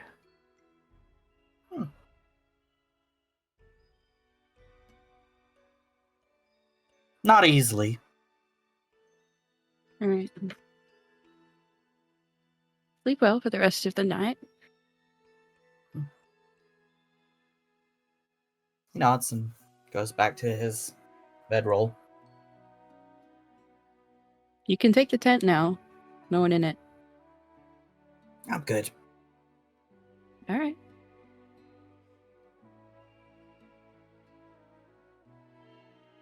Luca paces the length of the campsite.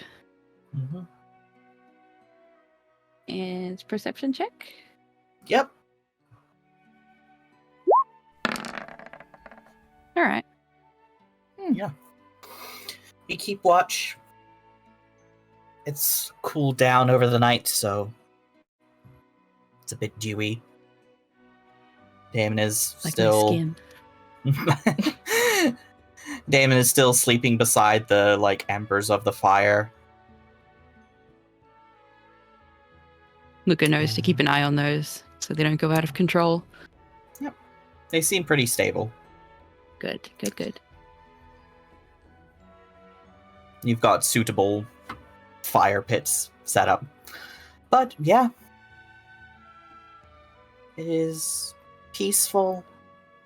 The dawn chorus starts up, woodland birds chirping and singing as the sky slowly begins to grow brighter. An uneventful watch. Yay. Hey. Peaceful night. Oh, Mhm. sorry. Aside from the ghosts. Yes, all the ghosts. No, I'll cut in later, depending on what you say next.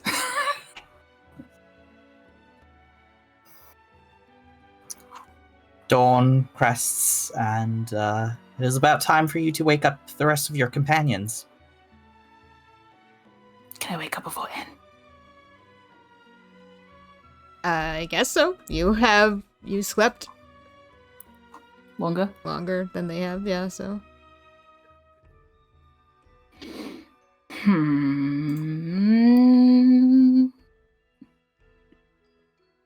Hey, I'm sharing a tent with N. That's interesting. And I remember making like a promise to myself a few days ago. Mm-hmm.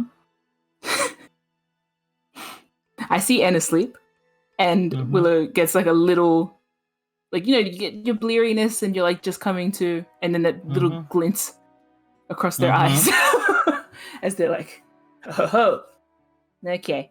I think Willow's going to back up out the tent a little bit, Mhm. slowly. I hope that I can do this without waking N.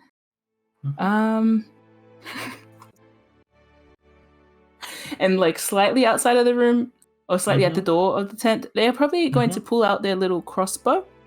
Mm-hmm. And kill Ed? Yes, that's my That's a long that's con, obviously baby. my intent. Yes. Yeah. Like, that's how you win a Okay. war, right? A prank Mhm. war. Okay. Just... All right. Extreme. Is going to see if this works.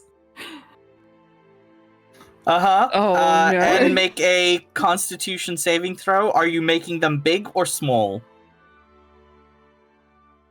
Big. You're But I want to see embiggening if they N. fail first. I want to see Yeah. if they fail first. Because are they Okay. asleep? Do they get disadvantage on this? No, it's a Constitution saving throw, so. Okay, yep. Gotcha. Hope you fail.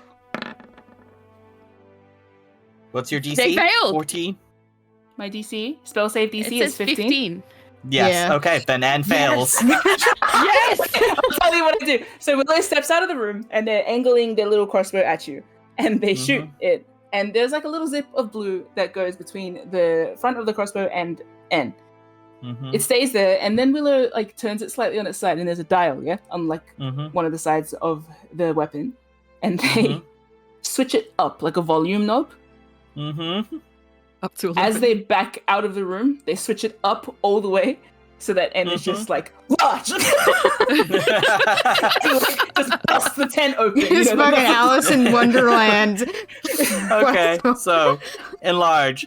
The target size doubles in all dimension, and its weight is multiplied by 8. So, and how Oh big my are you? How tall are you? I'm 5'2". Okay, so that doubles to 10'4". Oh my god, you can look the elk in the eyes. Yeah. The good thing about this is the tent is relatively stretchy. So like Oh, good. N's legs just like burst out of the door of the tent, and their head like is pushed up against it.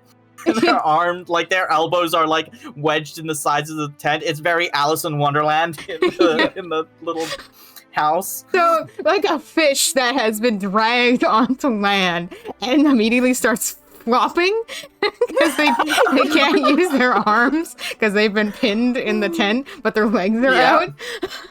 Yeah. So, but they're gonna try and stand up. Yeah. Make an acrobatics check to disentangle yourself from the tent.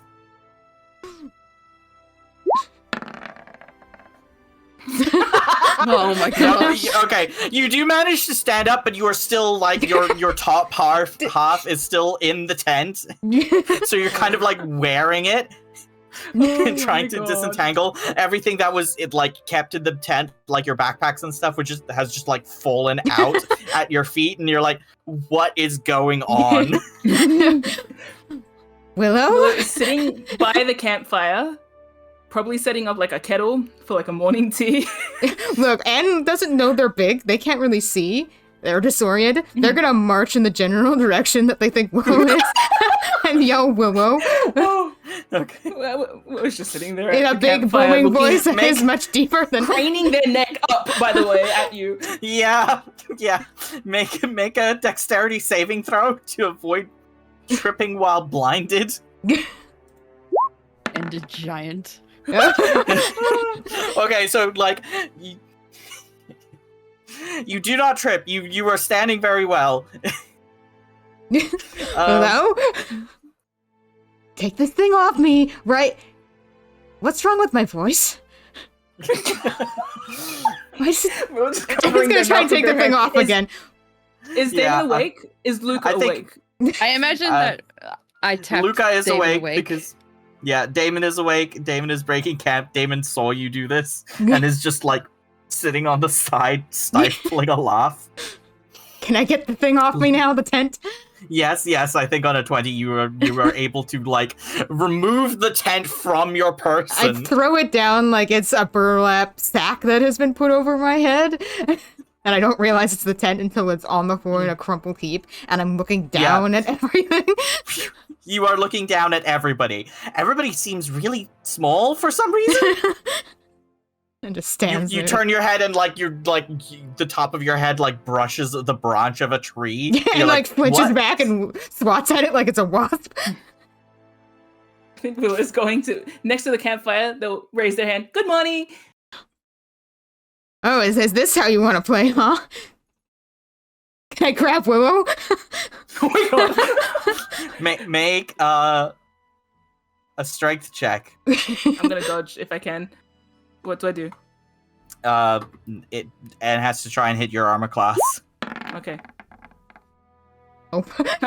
Yep, you and does a swipe at you, but you just like dance out of the way. Can I just duck? Because I'm sitting Yeah. on a log. And doesn't know how to measure this depth. Yeah. Luca just like leans to Damon like this is going to be the whole trip, isn't it? If I was a worse changeling, I would crush you under my boot, Jenkins. You could try. Don't tempt me. I think Damon says, "So how's the weather up there?" Oh, I bet you've been waiting years to inflict that on someone else, haven't you, Ardontego? I bet this is the best day of your fucking life. Well, don't count your chickens before they have hatched. I know you are more durable than Willow, so you are not safe from my wrath.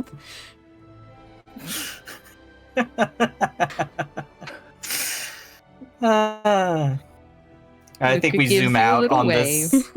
I think we zoom out on this scene. We are in the Blessed Wings Hospital. Oh!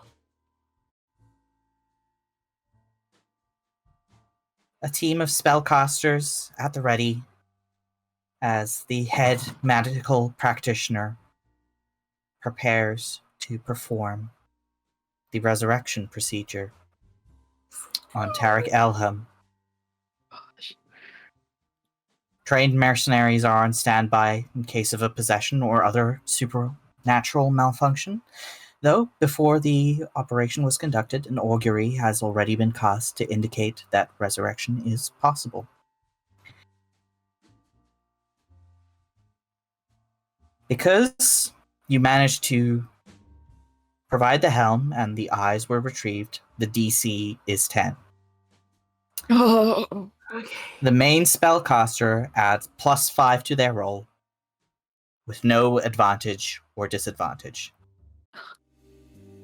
And regardless of whether this spell succeeds or not, the materials to cast this spell are still used, so it will still cost the same amount of money.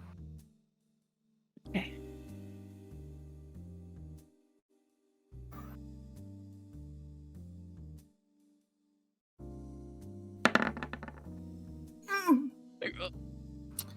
Successful.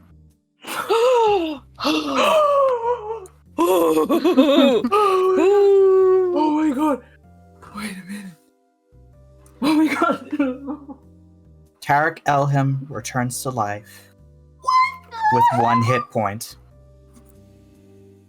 He is alive, briefly conscious in the hospital room. I need to go look at something.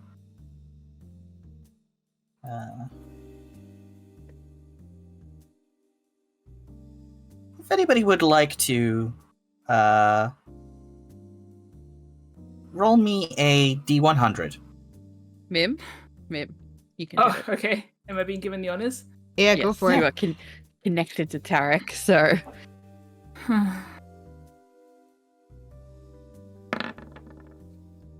And Ooh, 8. Wow. Okay. What does it mean? He is awake. Or rather, he is alive, but not awake. He is unconscious, comatose. Healing is done, but Tarek Elham is still unconscious. We see one of the hospital staff walk out to inform Meraldine, who is sitting, arms crossed, legs crossed, her entire body coiled tense like a spring. And they inform her that the procedure was successful, but it seems there has been a minor complication, and they would like to keep Mr. Elham in the hospital until it can be resolved.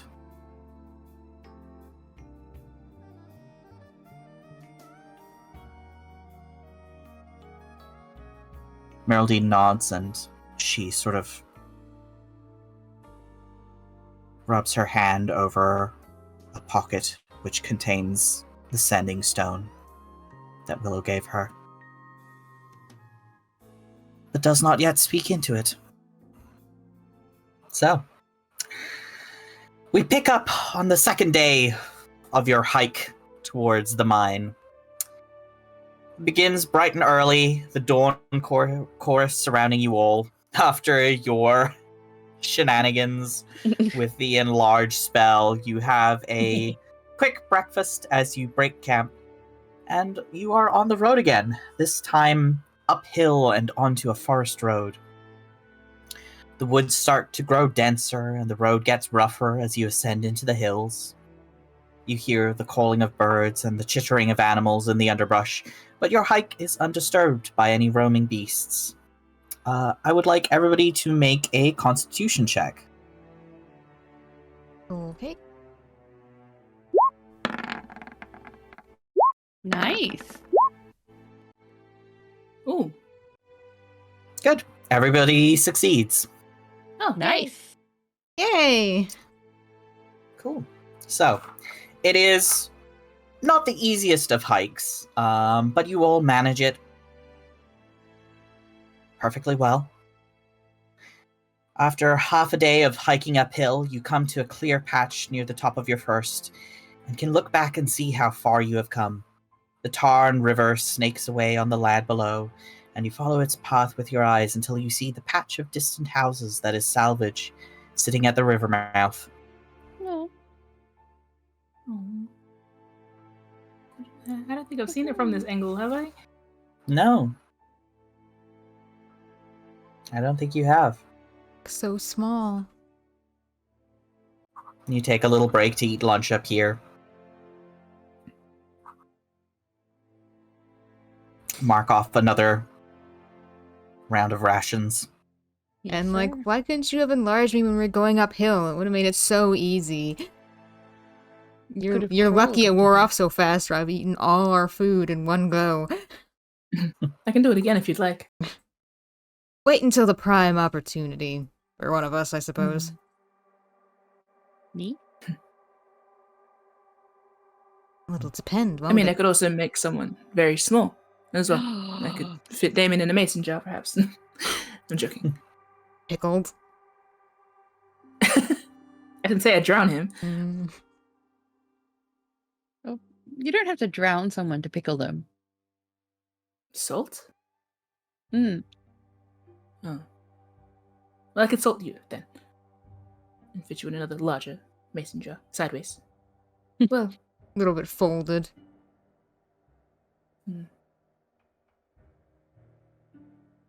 Well, question. Willow's assessing now Damon versus Luca in terms of, like, size. I feel like Luca looks broader, but that might just be because he's shorter.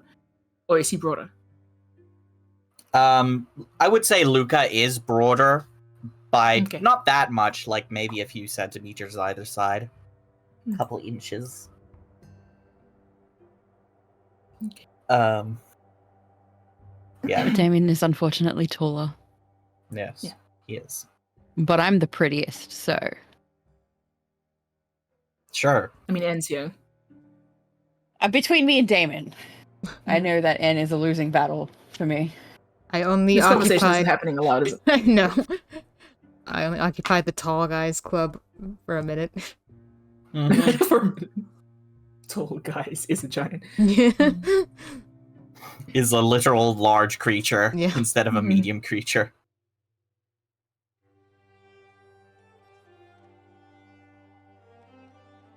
No one saw how The I funny casted. thing- Sorry, on the No. side. Maybe Damon, but I would have hidden it from Damon too. That's why I put it inside the tent. Mm. Mm-hmm. Hmm. It's not hard to tell what happened, though. Oh no, yeah. I just meant more so that I've hidden again that I used the crossbow for it. Okay. Yeah, sure. All right, then keep your secrets. Okay. As Damon finishes up his lunch, he remarks, "Only a couple more hours and we should be at our mining village." He sort of stands up and gestures up to the hill with a stony face. Right around there. Making good time. Mm-hmm. You said that the elemental can pass through the ground. Mm-hmm. Does that mean it could pop up here? If there was something for it, but I don't think its sense of smell is that good. Ah, okay. Anything in We're your still book a few miles out. about how good its sense of smell is, Willow? When do we have to start worrying? Can Make an intelligence or I guess your choice of Arcana or Nature check. I think. Yeah. With advantage for your book. I'll say nature, and it's kind of just any details I can think to tell these guys. Sure. 15. So they eat precious gemstones and metals. And they sort of move through stone and dirt as easily as a fish swims through water. Mm. Like, it doesn't even displace stuff as it moves through it. Oh.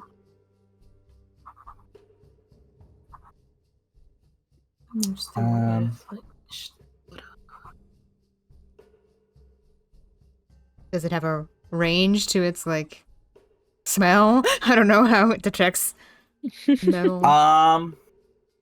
You don't know the exact range, but you do know that it's relatively short range, like probably within 100 or so feet. So that's Willow's guess. That they'll probably tell that's your guesstimate. Yeah, and Willow probably mentioned too, like, hey, it's probably a better idea to like lure it out in some way or another, in a more controlled way. Yeah. I think Luke was worried about us getting caught by surprise since he's a master of sneak attacks now. I didn't do anything. Uh-huh. No, it was just your giant magical steed that did it. That you control. Perhaps if we are humble upon approach and then suddenly adorned in gold, then it will come to us. Rather than flanking us. That'd be the hope, yeah. It's more interested in... It's in the whole gold mine, right? So it's probably not going to quickly abandon that for a couple of idiots with a sack of gold coins. No, and I suppose if we put them into the bag of holding, then they won't be so easily detected, if detected at all. So all valuables into the bag of holding. Yep. Drop our wallets into the bag of holding. And approach humbly, and then splurge, so to speak. Speaking of, perhaps we should, I assume everybody here is going to use gold. It's the best lure, I'd assume. Perhaps we I've should got arrange... some stuff on hand. Oh, okay. Well, the assumed value thereof. Perhaps we should all agree on a percentage of our gold to place into a pile of bait, so to speak. Sure. Yeah, and drugs. What's fair? 10? 5? 10%? I suppose 10%. We, of course, won't be tossing it around everywhere, but... No. Sure. Let's stack up 10%. So I think Willow's going to take out 10% of their gold, and then we might see how this changes depending on how much. You want 10% of your gold is 10. Like 15. 10% of my gold is 30. Is that what you're saying? Yeah. Yeah. Well then. So Anna and Luca pull out quite sizable chunks of gold. This is what I mean by if you guys pull out your air quotes 10% and it is a lot, Willow might lower the percentage, but it seemed reasonable for what was in my wallet. Yeah. No, and fine. pulls out like 80 gold coins. 80? Willow sees your sack of gold and like gives you a look of like it's probably brought like 100 maybe gold on this trip specifically. Okay, so you pull out 10 gold? Okay, fine. I've only got 600 gold and some platinum, so...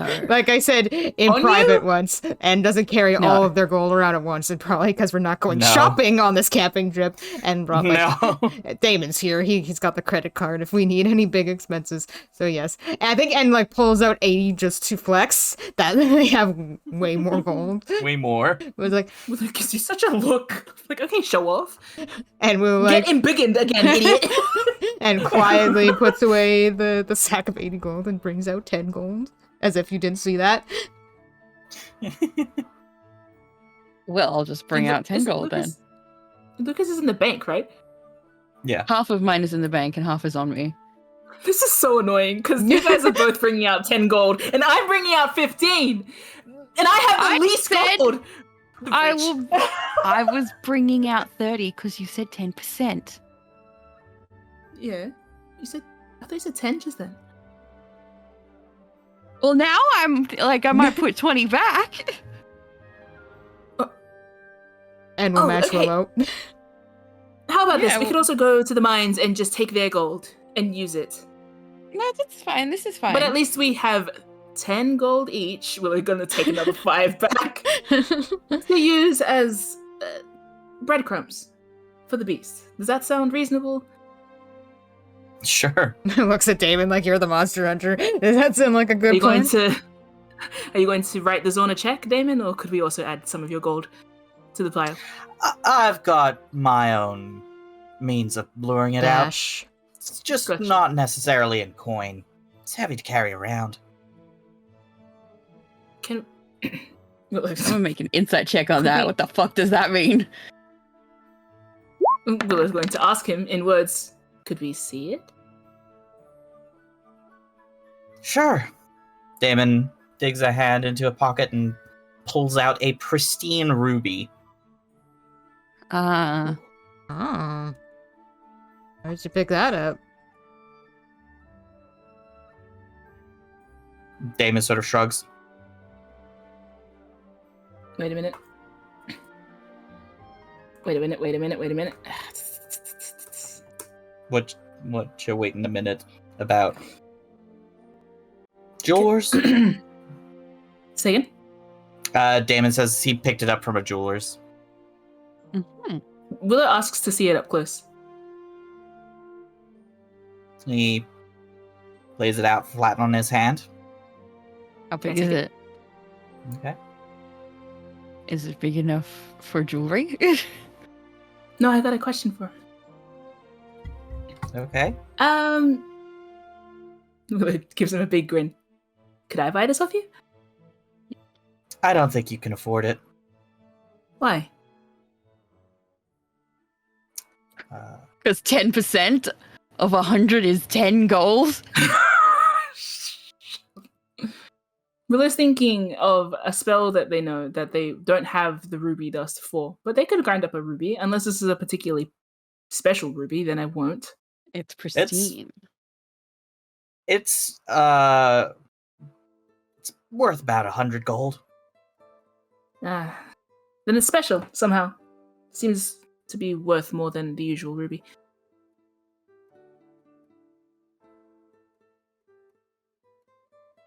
Damon sort of tilts his head. What do you need a ruby for? That's something I could make. Continual flame spell. It's useful on a boat, especially. Well, you can find other rubies for that. Okay. We'll find you a pretty ring. You can take it apart. Or I could just buy I mean, raw ruby that isn't cut like a jeweler by a jeweler. In any case, yes, that's a good option. 100 gold. We are all contributing 10. That's fine. I assume you've. We can contribute more. it's bait. We'll figure it out when we get there, how far we need to lead the thing. Point is, we're gonna have enough to get the job done. Mm-hmm. By our wallets combined, we will slay this thing. Yeah, here. Willow's going to clink, but not glasses, just coin. Mugs. No coin, like each coin. No like, clinked coins. against the other.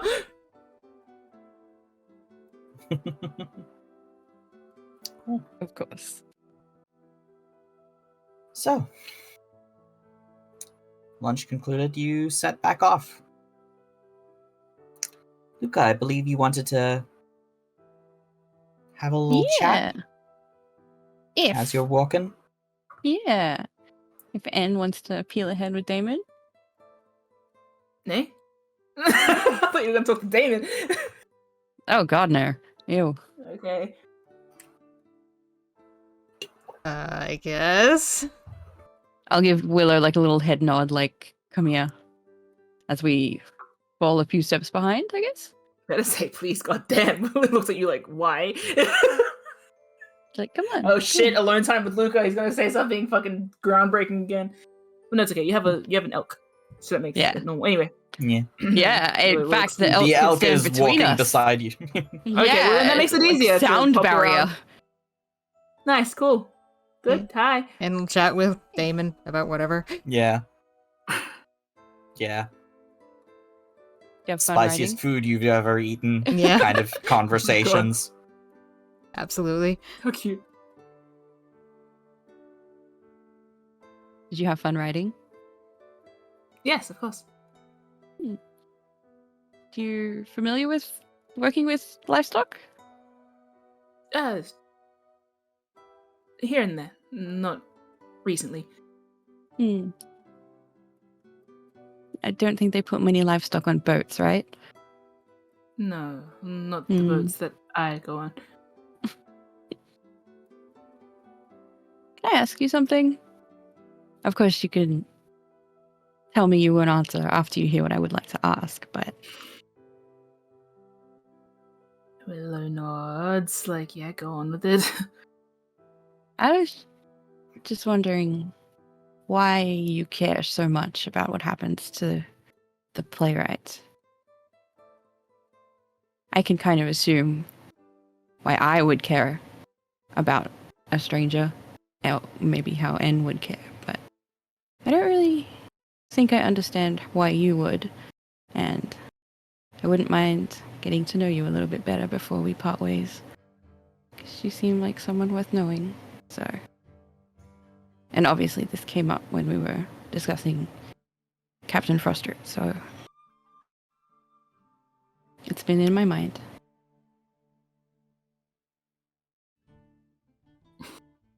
Willow squints at him like multiple times during that, but I guess you can't see it behind the glasses. Nope. Okay, God. Okay. Where is the elk in relation to us? In front, yeah. A little In bit ahead front? of you. Yeah. Hmm. Oh my God, for the frame, sorry. In front, or can it be coming up the rear so that it's like behind us with its antlers, like framing the conversation? You know what I mean? I'm Well, I put stalling it 'cause between got my us head for out. like a... Privacy Sound. barrier. Yeah. Right. Oh, gotcha. Oh, then that's framings for N and Damon. Well, Yeah. Damon and the top of N's head. I'm being eaten You're presently by climbing the elk. uphill. Oh, uphill. Okay, then it works. Anyway, I am 100% stalling because I don't know how to answer Luca's question. So why do I care about Tarek Elam is the question. Mm. Okay, Willow's gonna consider their response. I mean, it's not. I mean, I care about most people Mm. that die horrific deaths, especially. They garner a bit more attention than the regular deaths, though regular deaths are sometimes often tragic in their own right, though I suppose not all the time. I don't. Okay, pardon me. I don't quite. I care because.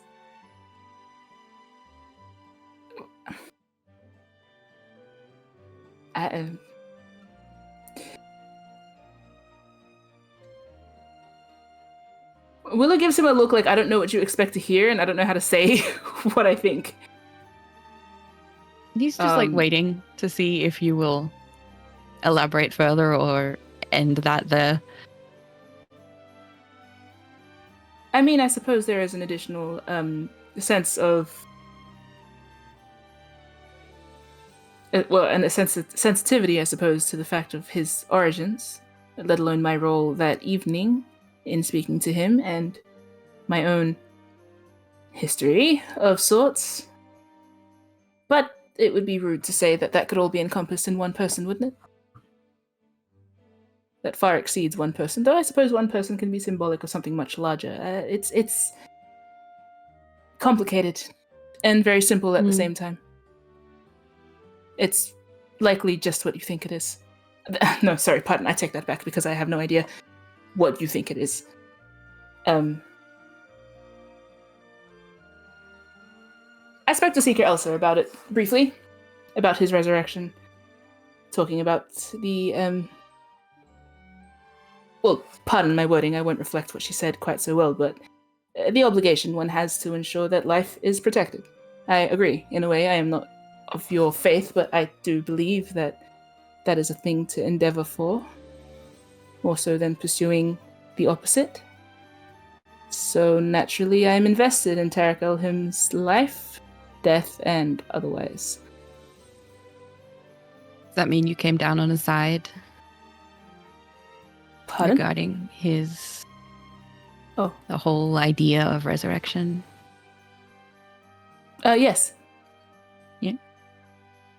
Yes, of course. I think that it is morally bankrupt that some people can afford it, where others cannot, and I don't think that that should be the reason why we pursue one or the other. I don't think money should be able to determine why, for example, Willow gestures vaguely at N. Some people went to a memorial and others might be attending a resurrection. But the first step to reconciling that is to see one's resurrection done successfully. And eventually, as time goes on, they may be more accessible to everybody else. So yes, Tarek Elhim could pave the way in more ways than one, or something. I don't know. Maybe it's idealistic, but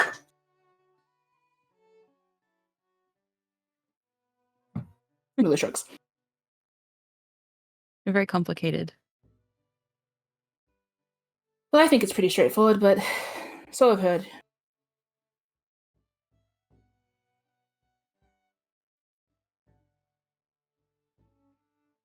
Hmm. All right. Thank you for telling me. Willow, Hopefully do that you want sates to your maybe curiosities. Willow, do you want to maybe address why Luca thinks you're going to part ways? Not really. I heard him say it, and I just went, whatever. Look, the conversation might ebb. I feel like Willow's maybe in the spirit of saying stuff, right? Mm-hmm. Maybe. It's up to you. I think Luca would see that there's like a bit of a break and then start like walking more powerfully. Like now he's just focusing on walking the trek. Willow's gonna catch up with you. You seem to be under an impression of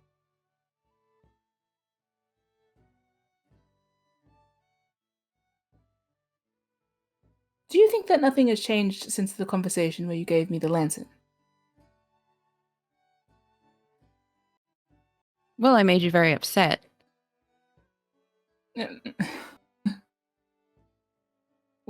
If you want to get rid of it, I would understand, of course. I'm okay. Willow massages their head. I think the thing that is making Luca, Willow make an prompt insight this- check. The thing that is making Willow like pursue this is that Varys and Bruno are both speaking to Willow like they're 1 foot out the door, and then Luca is somewhere completely different. Completely Yeah, different. okay, that tracks. This Yep. is And it's yep. throwing- Completely different. And Willow's getting a headache. Like, what? Like, it's so bizarre and jarring to have Luca be like, oh, you must be going and nothing's happening. And then meanwhile, 2 other major people in my life and everybody else are like, oh yeah, you're halfway out the door. You're obviously leaving. And that's been upsetting Willow. And now there's this, which is like, does this upset me? No, it just confuses me. Willow like stops to pause and look at Luca properly. Then Luca will stop and look back at Willow. We're still kind of walking. No, actually, we've stopped. Are you familiar with Eleanor Bailiwick, the new arcane tinkerer in Salvage? Surely you've heard. I've heard someone moved in. Yes, to take my role. Luca tips his head slightly. Very slow maths meme happening. Yeah. In the circumstance that I might not be able to fulfill it due to absence. Nothing's going to happen while we're out here.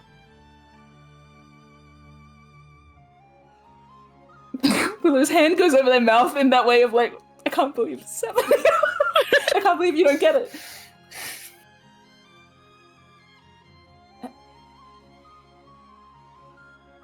And there's magic that can stop people from passing. Like, nothing's going to happen.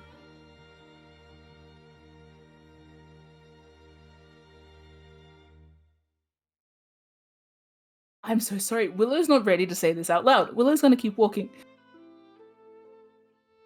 Luca, Make another insight check. Willow kind of just like disbelievingly laughs and walks ahead. Oh, honey. He's more lost. Yeah. You feel like you've missed something, But you don't know what. Yeah. And you're just like, okay. Okay. Did I upset them? Oh my god. Willow walks to catch up with your elk and pats it on the head and looks at it like, help him? Sorry, it's barely... Like, it's only just under my intelligence. It can't help me. Maybe you could talk to it and help yourself, Luca. Oh my god. So disbelieving. Like, okay. Alright, whatever. I think you might need to have N translate. No, I want Willow to tell me. Good Willow fucking hasn't luck. even said it out loud to themselves. Yeah. Exactly. So that's why I'm like, they can't be prompted into this right now, but hey. Fair enough. Mm. And so it Cool. goes. Willow And and so it Luca goes. once again fail to communicate. Oh my god. Gonna eat some rice. Okay.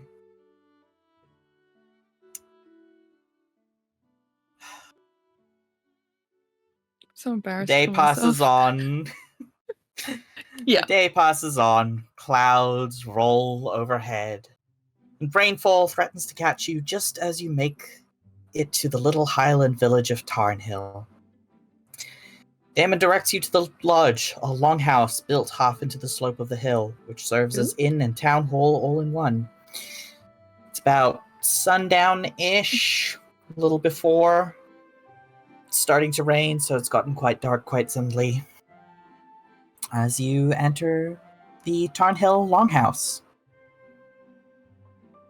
And it's probably like making jokes about like drip, drip, drip to Willow and Luca as the storm approaches. As rain I'm gonna shove threatens. Elbow you. Yeah. And laps.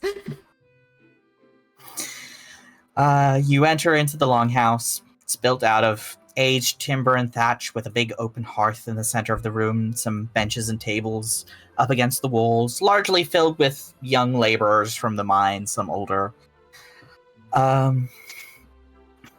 Damon flags down the innkeeper, an elderly, white-haired dwarven woman named Mrs. Marl, who wears her long braided hair like a shawl around her shoulders, basically. Has these tiny little glasses perched on the edge of her nose. He converses with her briefly about getting warm meal and drinks for the group. And that you're probably going to stay the night in the long hole. So she'll set up like a corner with some fresh hay and stuff for you guys to set your bedrolls up. In the corner doesn't cost anything, but the food is like a couple of silver for the group. Are Damon and Willow gonna play rock, paper, scissors again? Yes, please. Okay. Willow needs a win. Willow turned me into a giant. I think that's a win. Oh, Same. Hi. Paper. Give him a high five quickly. no. Oh my gosh, Paper, guys! paper. Oh. Rock. Oh my gosh. Damon is like, are you kidding me right now? I think Luca will pay the bill while they're futzing about. Thanks for taking it off our hands. And like looks at Felt Willow, like who's the mind reader now? Oh, no.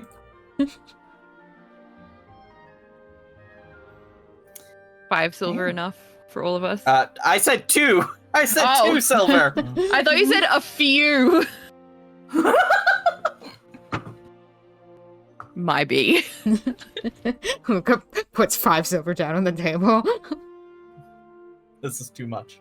You get change. That is to say, you get Yeah. 3 of that silver back. He's silly. He's had a confusing day. He saw the 2 on the like sandwich board and misread it as a 5. Yeah, No. that's just an upside down 5, so that's obviously a 5. Yeah, this explains why you don't understand anything. I'm so sorry, I'm joking. I'm obtuse, never mind. Anyway. So. You're able to get a hot meal, some drinks. Set up.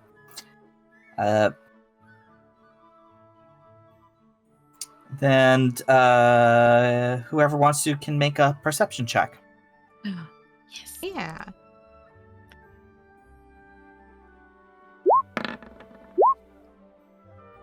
Oh, I'm gonna roll too.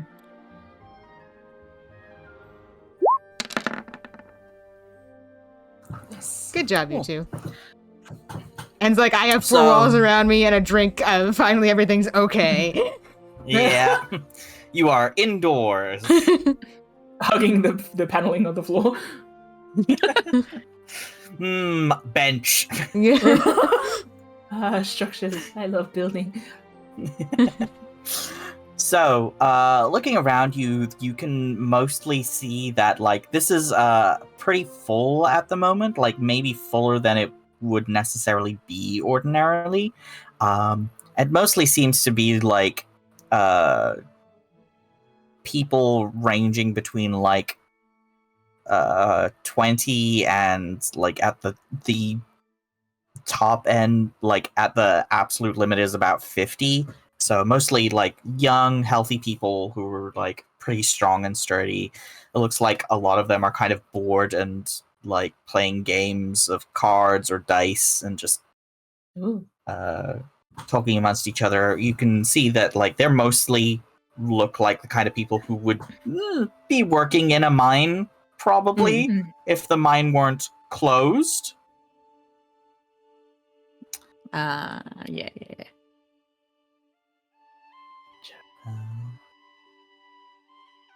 And Damon says, talked to the foreman here a few days ago. About the monster situation. If you'd like to ask them yourselves about whatever info. Yeah, I was gonna say Luca probably ends up chatting to a few people just to see Yeah, how the sure. vibe is going. And we'll probably ask around to talk about the Okay. mine. I think Ed will... Cool. I'll Yeah. watch. Fine. That's fine. Luca wants to make sure that people who are like injured are tended to well as well. Yeah. And wants more information on the attack, so to speak, where it Yeah. happened and like Mhm. all of that. Cool. So, Actually, I am eavesdropping. I'll be eavesdropping, I think. Yeah. okay, sure. Them Eves. Okay, Luca and En make persuasion checks, or does somebody make a persuasion check with advantage? Do you want to take the advantage? Sure. We'll be a team on this. Yeah. Nice. Ooh.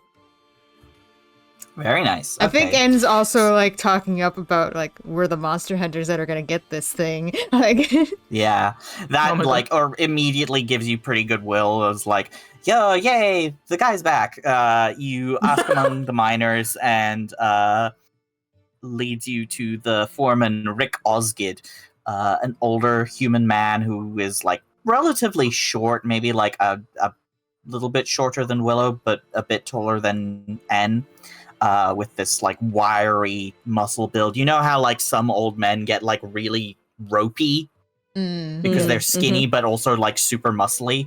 That kind of body type. And a bit blustery but well-meaning.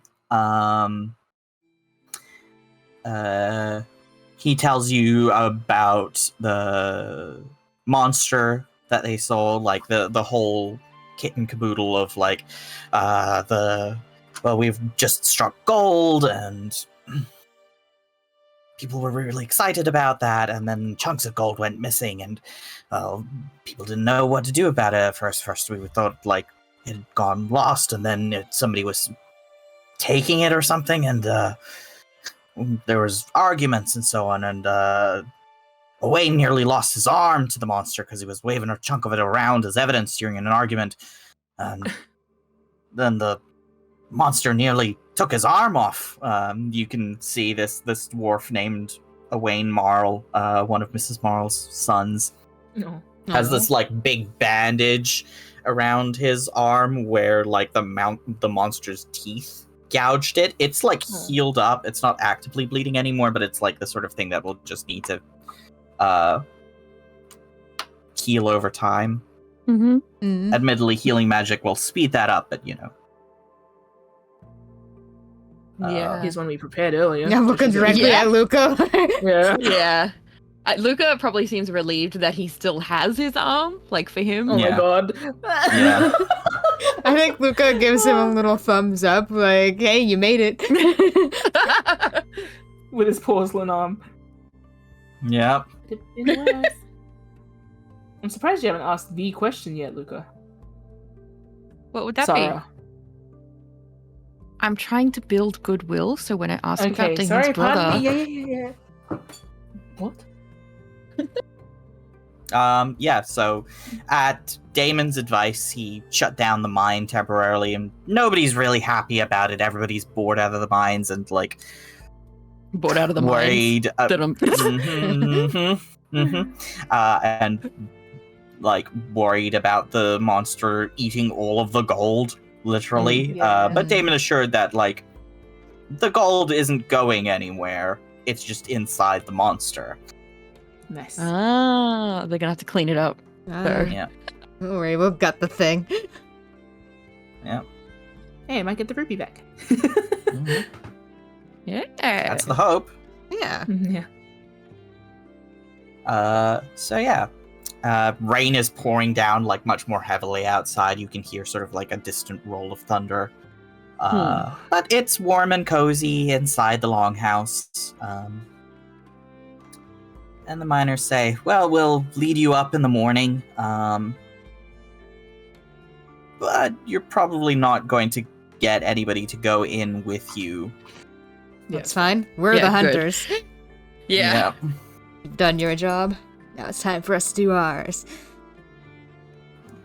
Okay, big hero. Yeah, and it's doing a bit of chest thumping to, like, gain the The tiniest admiration. little drum Yeah. beat. Yeah. Yeah. in the chest. Metaphorical chest And thumping. chest Is the idea I of think talking there's- us up as monster hunters. I think The there's sound like when a, a kitten lands on carpet, that's Oh my the God. sound of N's chest thumping. It's so specific. But yeah. I think if the foreman like wraps up and we seem like we're rounding down, I think I'll ask him to introduce me to the man that was injured. Oh yeah, I think you've already been introduced. It was like, it's kind of like a gaggle. Yeah. You're sort of like sitting at a table having drinks, and while they're all recounting this story, and like the foreman is mostly leading it because he's the spokesperson sort of the group. But yeah, if you want to talk to Owain, who nearly lost his arm. Yeah. I think I'd give him some encouragement, it could be worse, and then I'll show him my arm and kind of laugh. Yeah. And then offer to do some healing on him if he wants. Yeah, sure. If you're Yeah. offering. Yeah, I'll do the whole 20 so that he can be back Oh, in. give me a medicine check. Okay. Oh, not my best. Can Not I give your you best, advantage in so- any way? No, not really. Sure. Never mind. Oh, I can? You can help. Yeah. I think the part of the issue is just lighting and having somebody to. Yeah, I help. don't have my dark vision glasses Yeah. anymore. Maybe Lucas squinting, you can cast the light cantrip on something to give him some extra. I don't actually have the light cantrip. No. Fish dog. Oh. Is my Fish light dog. cantrip. Well, But, we're about I to go can to give you sleep, so but you you can can- use the spell. But you can help Luca out, so you can Yeah. get an advantage if you'd like to roll Okay. again. Wow. Better. Better. Middle I mean, it's again one of those things where it's it's been tended, it's healed up. If you want to pump in honestly, just 5 will do. Yeah, okay. To make it so that it's going to have a scar, but it will be a functional arm. Good. You can tell Yeah. people how you punched a monster in the face to free your arm. Is that how you lost yours? Luca nods like, yeah, like pretending to be sheepish about it. Like, yeah, I punched a monster in the face. Make a deception check. Yeah, they believe you. They're like, oh. You're still going out fighting monsters. Wow. And here's you lying about it and like gives a little smirk and returns to their meal. Like this, baby's learned how to lie to the delight of strangers. I've taught him so well. I've learned to lie so I don't upset people when I tell them I was probably in the morning or something. You don't know that. Like, I don't know. Yeah. It's more fun this way. Yeah. Amnesia. Yeah, amnesia. No, if they think I'm really cool and like beat down monsters with my broken arm, then like, they'll think I'm gonna get the job done. Cool. Yeah. I'm just surprised that your track record thus far has been like, are they good looking? For every single person, except this guy. We have a job to do. Once always it's have a job to finished, do. Okay. I can have some fun. Okay. I'm just, you don't need to do anything about it. Who here is good looking? Luca holding out his hands. All right. How many people do I have a shot with in this room? Wow, this room is full of buff Myers, so this is this is the Goron freaking. Exactly. You see why I'm sitting here? Yeah, one of us has to observe the talent, and it's gonna be Luca. What kind of role? What kind of role does he have to do, Zeke? Please. To observe the talent. Insight check. I think insight check because it's not about like who's good looking because there's plenty of good looking people. It's who's eyeing you up. It's who's available. Of course, I rolled well for this. Jesus. For posterity, that was a 23. A dirty 23. Uh-huh. Oh, Why can't you have this kind of insight when Willow's talking to you, man?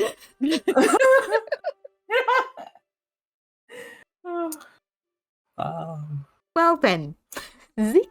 Let me just invent someone.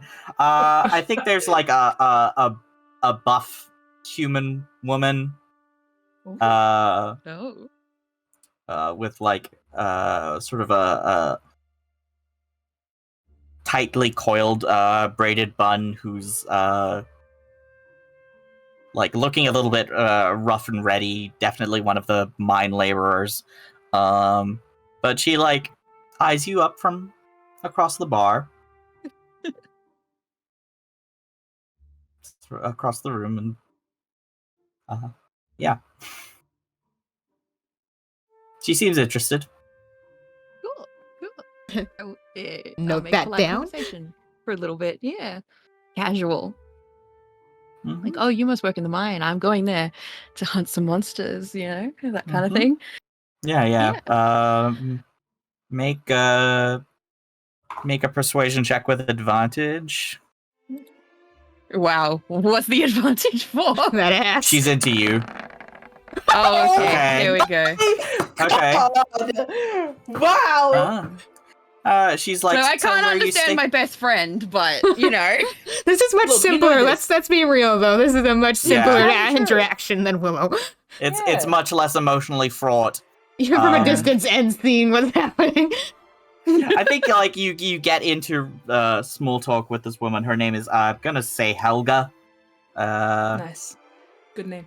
And elbows Willow. And like, no, I imagine we're drinking next to each other and Willow's going to start laying bets of like whether Luke is going to go away with her or not. So you like you make a little small talk, you learn about her, and she asks like where you're staying the night, finds out that you're staying here, and she's like, oh well, I've got a spare bed at my place. Do you wanna come over? I look at Willow and Anne, what's the vibe? Do they like We're both watching you. Do we look away when look up? I think the vibe is very eyes emoji. Yeah, literally. That's like your birthday. Like we're like, yeah. Little eyebrow like, raise from Willow. I've been hiking for 2 days. I think I could use a soft bed. Sure. All right. All right. Sure, you can come spend the night with me. I just retreated so hard into my own aceness that I forgot how to answer. Luca says something charming. Okay, cool. Luca, Yeah. you just have to smile and nod. Literally, Luca, you don't need to do much. Yeah, and Yeah. you know, Your I'm gonna vibes like do a lot for you. Just need to nod let my go. head like, do you want to go now? Like, we've got time. Mm-hmm. Sorry. Yeah. Are you It looks leaving your and- stuff here or bringing it with you? I think I'll grab my stuff and just tell them where I'm going, just in case it was Yeah. unclear that I'll be spending the night elsewhere. Whatever, I don't glean anything from a distance. There's a vibe check on the lady. Seems nice. Seems normal. Big and strong. Good fucking luck. Same thing. Nice. I imagine that Willow was like, we'll bet on it, but we both bet yes, so Yeah. our coins just exchange hands. Yeah, we just Yeah. exchanged coins the same amount. Yeah. Start Between laughing, us. like snickering. I think as Luca and her leave, like, ends like high five. To Willow. Luca, make an insight check on Damon as you are heading my out. God. Oh my god. Oh my, okay. 15, not bad. Yep. Damon just like raises an eyebrow at you and is like, okay then. You're gonna have to get used to this as well. I'm a very beloved man. I can't help that. Because like, I want a warm shower. He's looking at the haystack that we're going to sleep on tonight. Yeah, and thinking literally. of the He's bedroom like, that they could sleep "You know in if he like... Mm-hmm. And Comfy like, woman, hey. comfy bed, and a shower. There is no downside here. more hay for me. And no, Mhm. less chance. Not no. It's never a no. Less chance of elk while I'm trying to sleep. So. Damon says, well, see you in the morning then. Luca salutes at the three of you, and then Yeah. like wiggles his fingers in a wave. I'm gonna observe where Luca's going because I didn't want to ask like where you're staying, but I'm going to like try and keep an eye on it in case something like Yeah, tragedy and strikes two. overnight. Yeah. Just both lean out yeah. the door and watch where he's going. It's just Wish I like, had my it's a spyglass. small village. Yeah, it's a Yeah. small village. She like throws a part of her cloak over Luca's head and shoulders so that the Aw. rain stays off him. Aw. And just walk to like a house that's like closer to what you assume will be like the forge, the foundry works Mm-hmm. Nice. to like Aw. process ore. So it's a bit noisy, but it's closed down for the night anyway. So rain is heavy. Yeah, you spend a little night in a cabin with Helga. Make a Constitution check.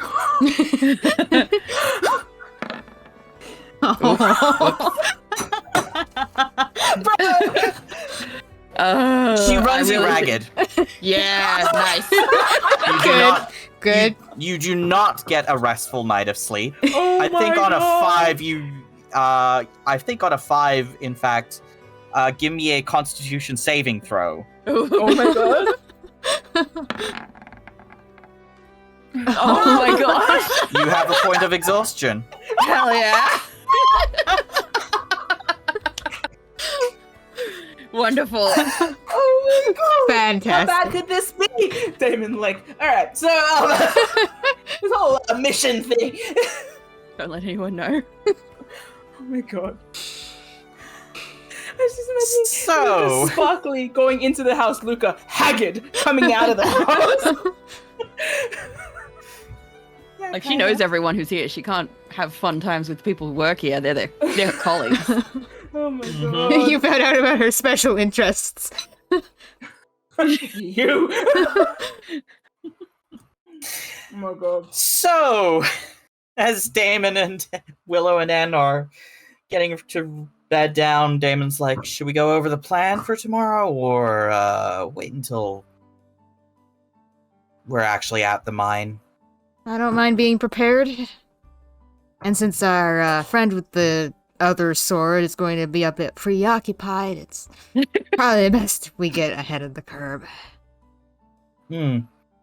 Yeah. You know, considering the way he was insistent about this trip, I thought he'd be more of a hard ass about what we do on it, but Okay, Yes. look, Sarah was gonna wait until after the actual monster fight, but the moment struck. The vibes were right. You rolled a nat 20 on charming, Yeah. being charming. No, Willow's going to say, perhaps this is part of his test to see whether we survive the night without him watching. Yeah, I think it's more of Sure. a test of you than him. Clearly. Eh. I thought. I just figured he wouldn't be that blatant of a hypocrite. But Oh. whatever. Don't do that. Anyway, so the plan is that we'll set up a snare or a trap or something to get it off of dirt. They've got some crates and stuff. I'm assuming, Willow, you can jerry-rig something together. I could. Just to get it caught in a snare of some sort. So when it came out to attack the guy, was that out of the mines, or was there a particular spot in the mines where that happened? As far as I can tell, it's been sticking to the lower level of the mine. There's about 2 floors slumping down. There's an elevator shaft that leads down to the 2nd floor. We'll want to either trap it in the elevator with us, or build sort of a trap inside the mine that we can keep it contained in. Put our bait in there and then just hit it with everything we've got. Makes sense to me. The mine is. If we can, Okay. Damon talk. if we can fasten a rope around it or something to keep it from escaping, that'll be helpful. Yeah, the last thing we want is it running off.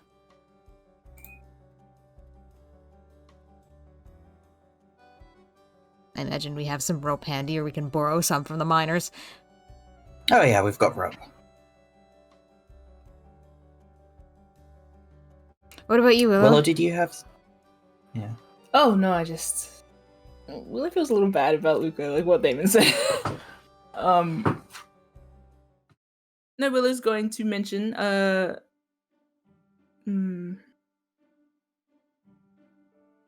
No, they don't really have anything to add. They were probably just going to say something to Damon and aside.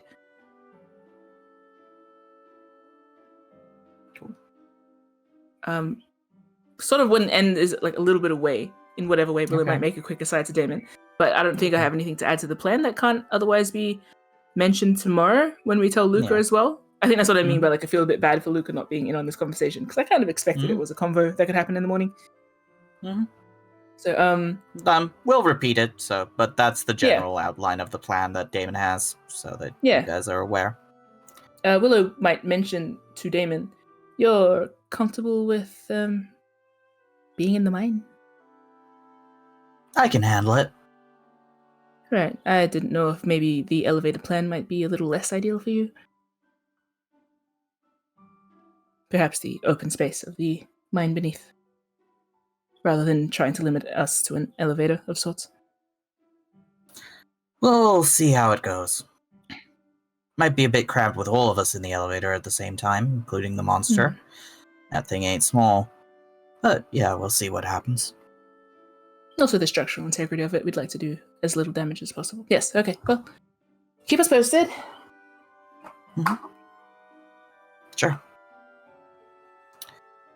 Oh, it's getting late.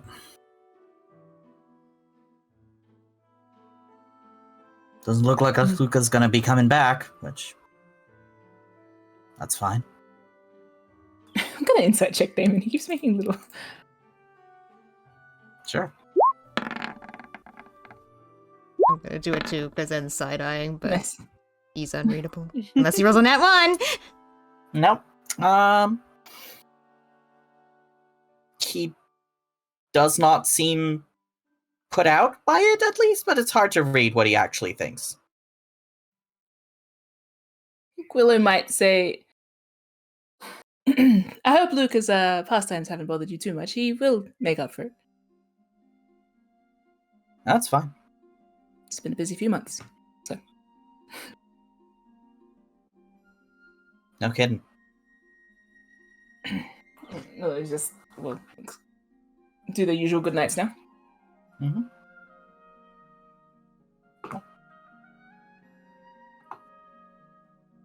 All right. So then, next day rolls around. Luca, you wake up a bit sore, a bit tired. You've Does definitely that had point a of very exhaustion roll into today, or was that just for last night? that rolls into today. You wake Yeah, up with a okay. point of exhaustion Cool. because you did not rest. I'll go and have a nice plush sleep in a comfortable bed. Ooh. Walks out the door, ragged, Lips out the door. Yeah. hair disheveled, eyes bulging. Oh no, Yeah. Luca looks presentable. You look presentable, but you're definitely not at 100%. Mm. So I think you're struggling a bit to get up and go at the correct time. Mm. You're a little bit Oh late. god. No, you know what, Willows? I'm going to be sort of standing awkwardly. I don't know if N wants to join me. In that way of like, I don't want you to get in more trouble. Let's try and be Trouble. like, if you were any later, Willow was going to start door knocking, kind of loitering. I think it's because Luca manages to get up on time that he has the point of exhaustion. If he slept in, it wouldn't be Right, there, right, but it's because you have to get up early and you Good. were up late, let's say. Mm-hmm. Yes. Not resting. No. No.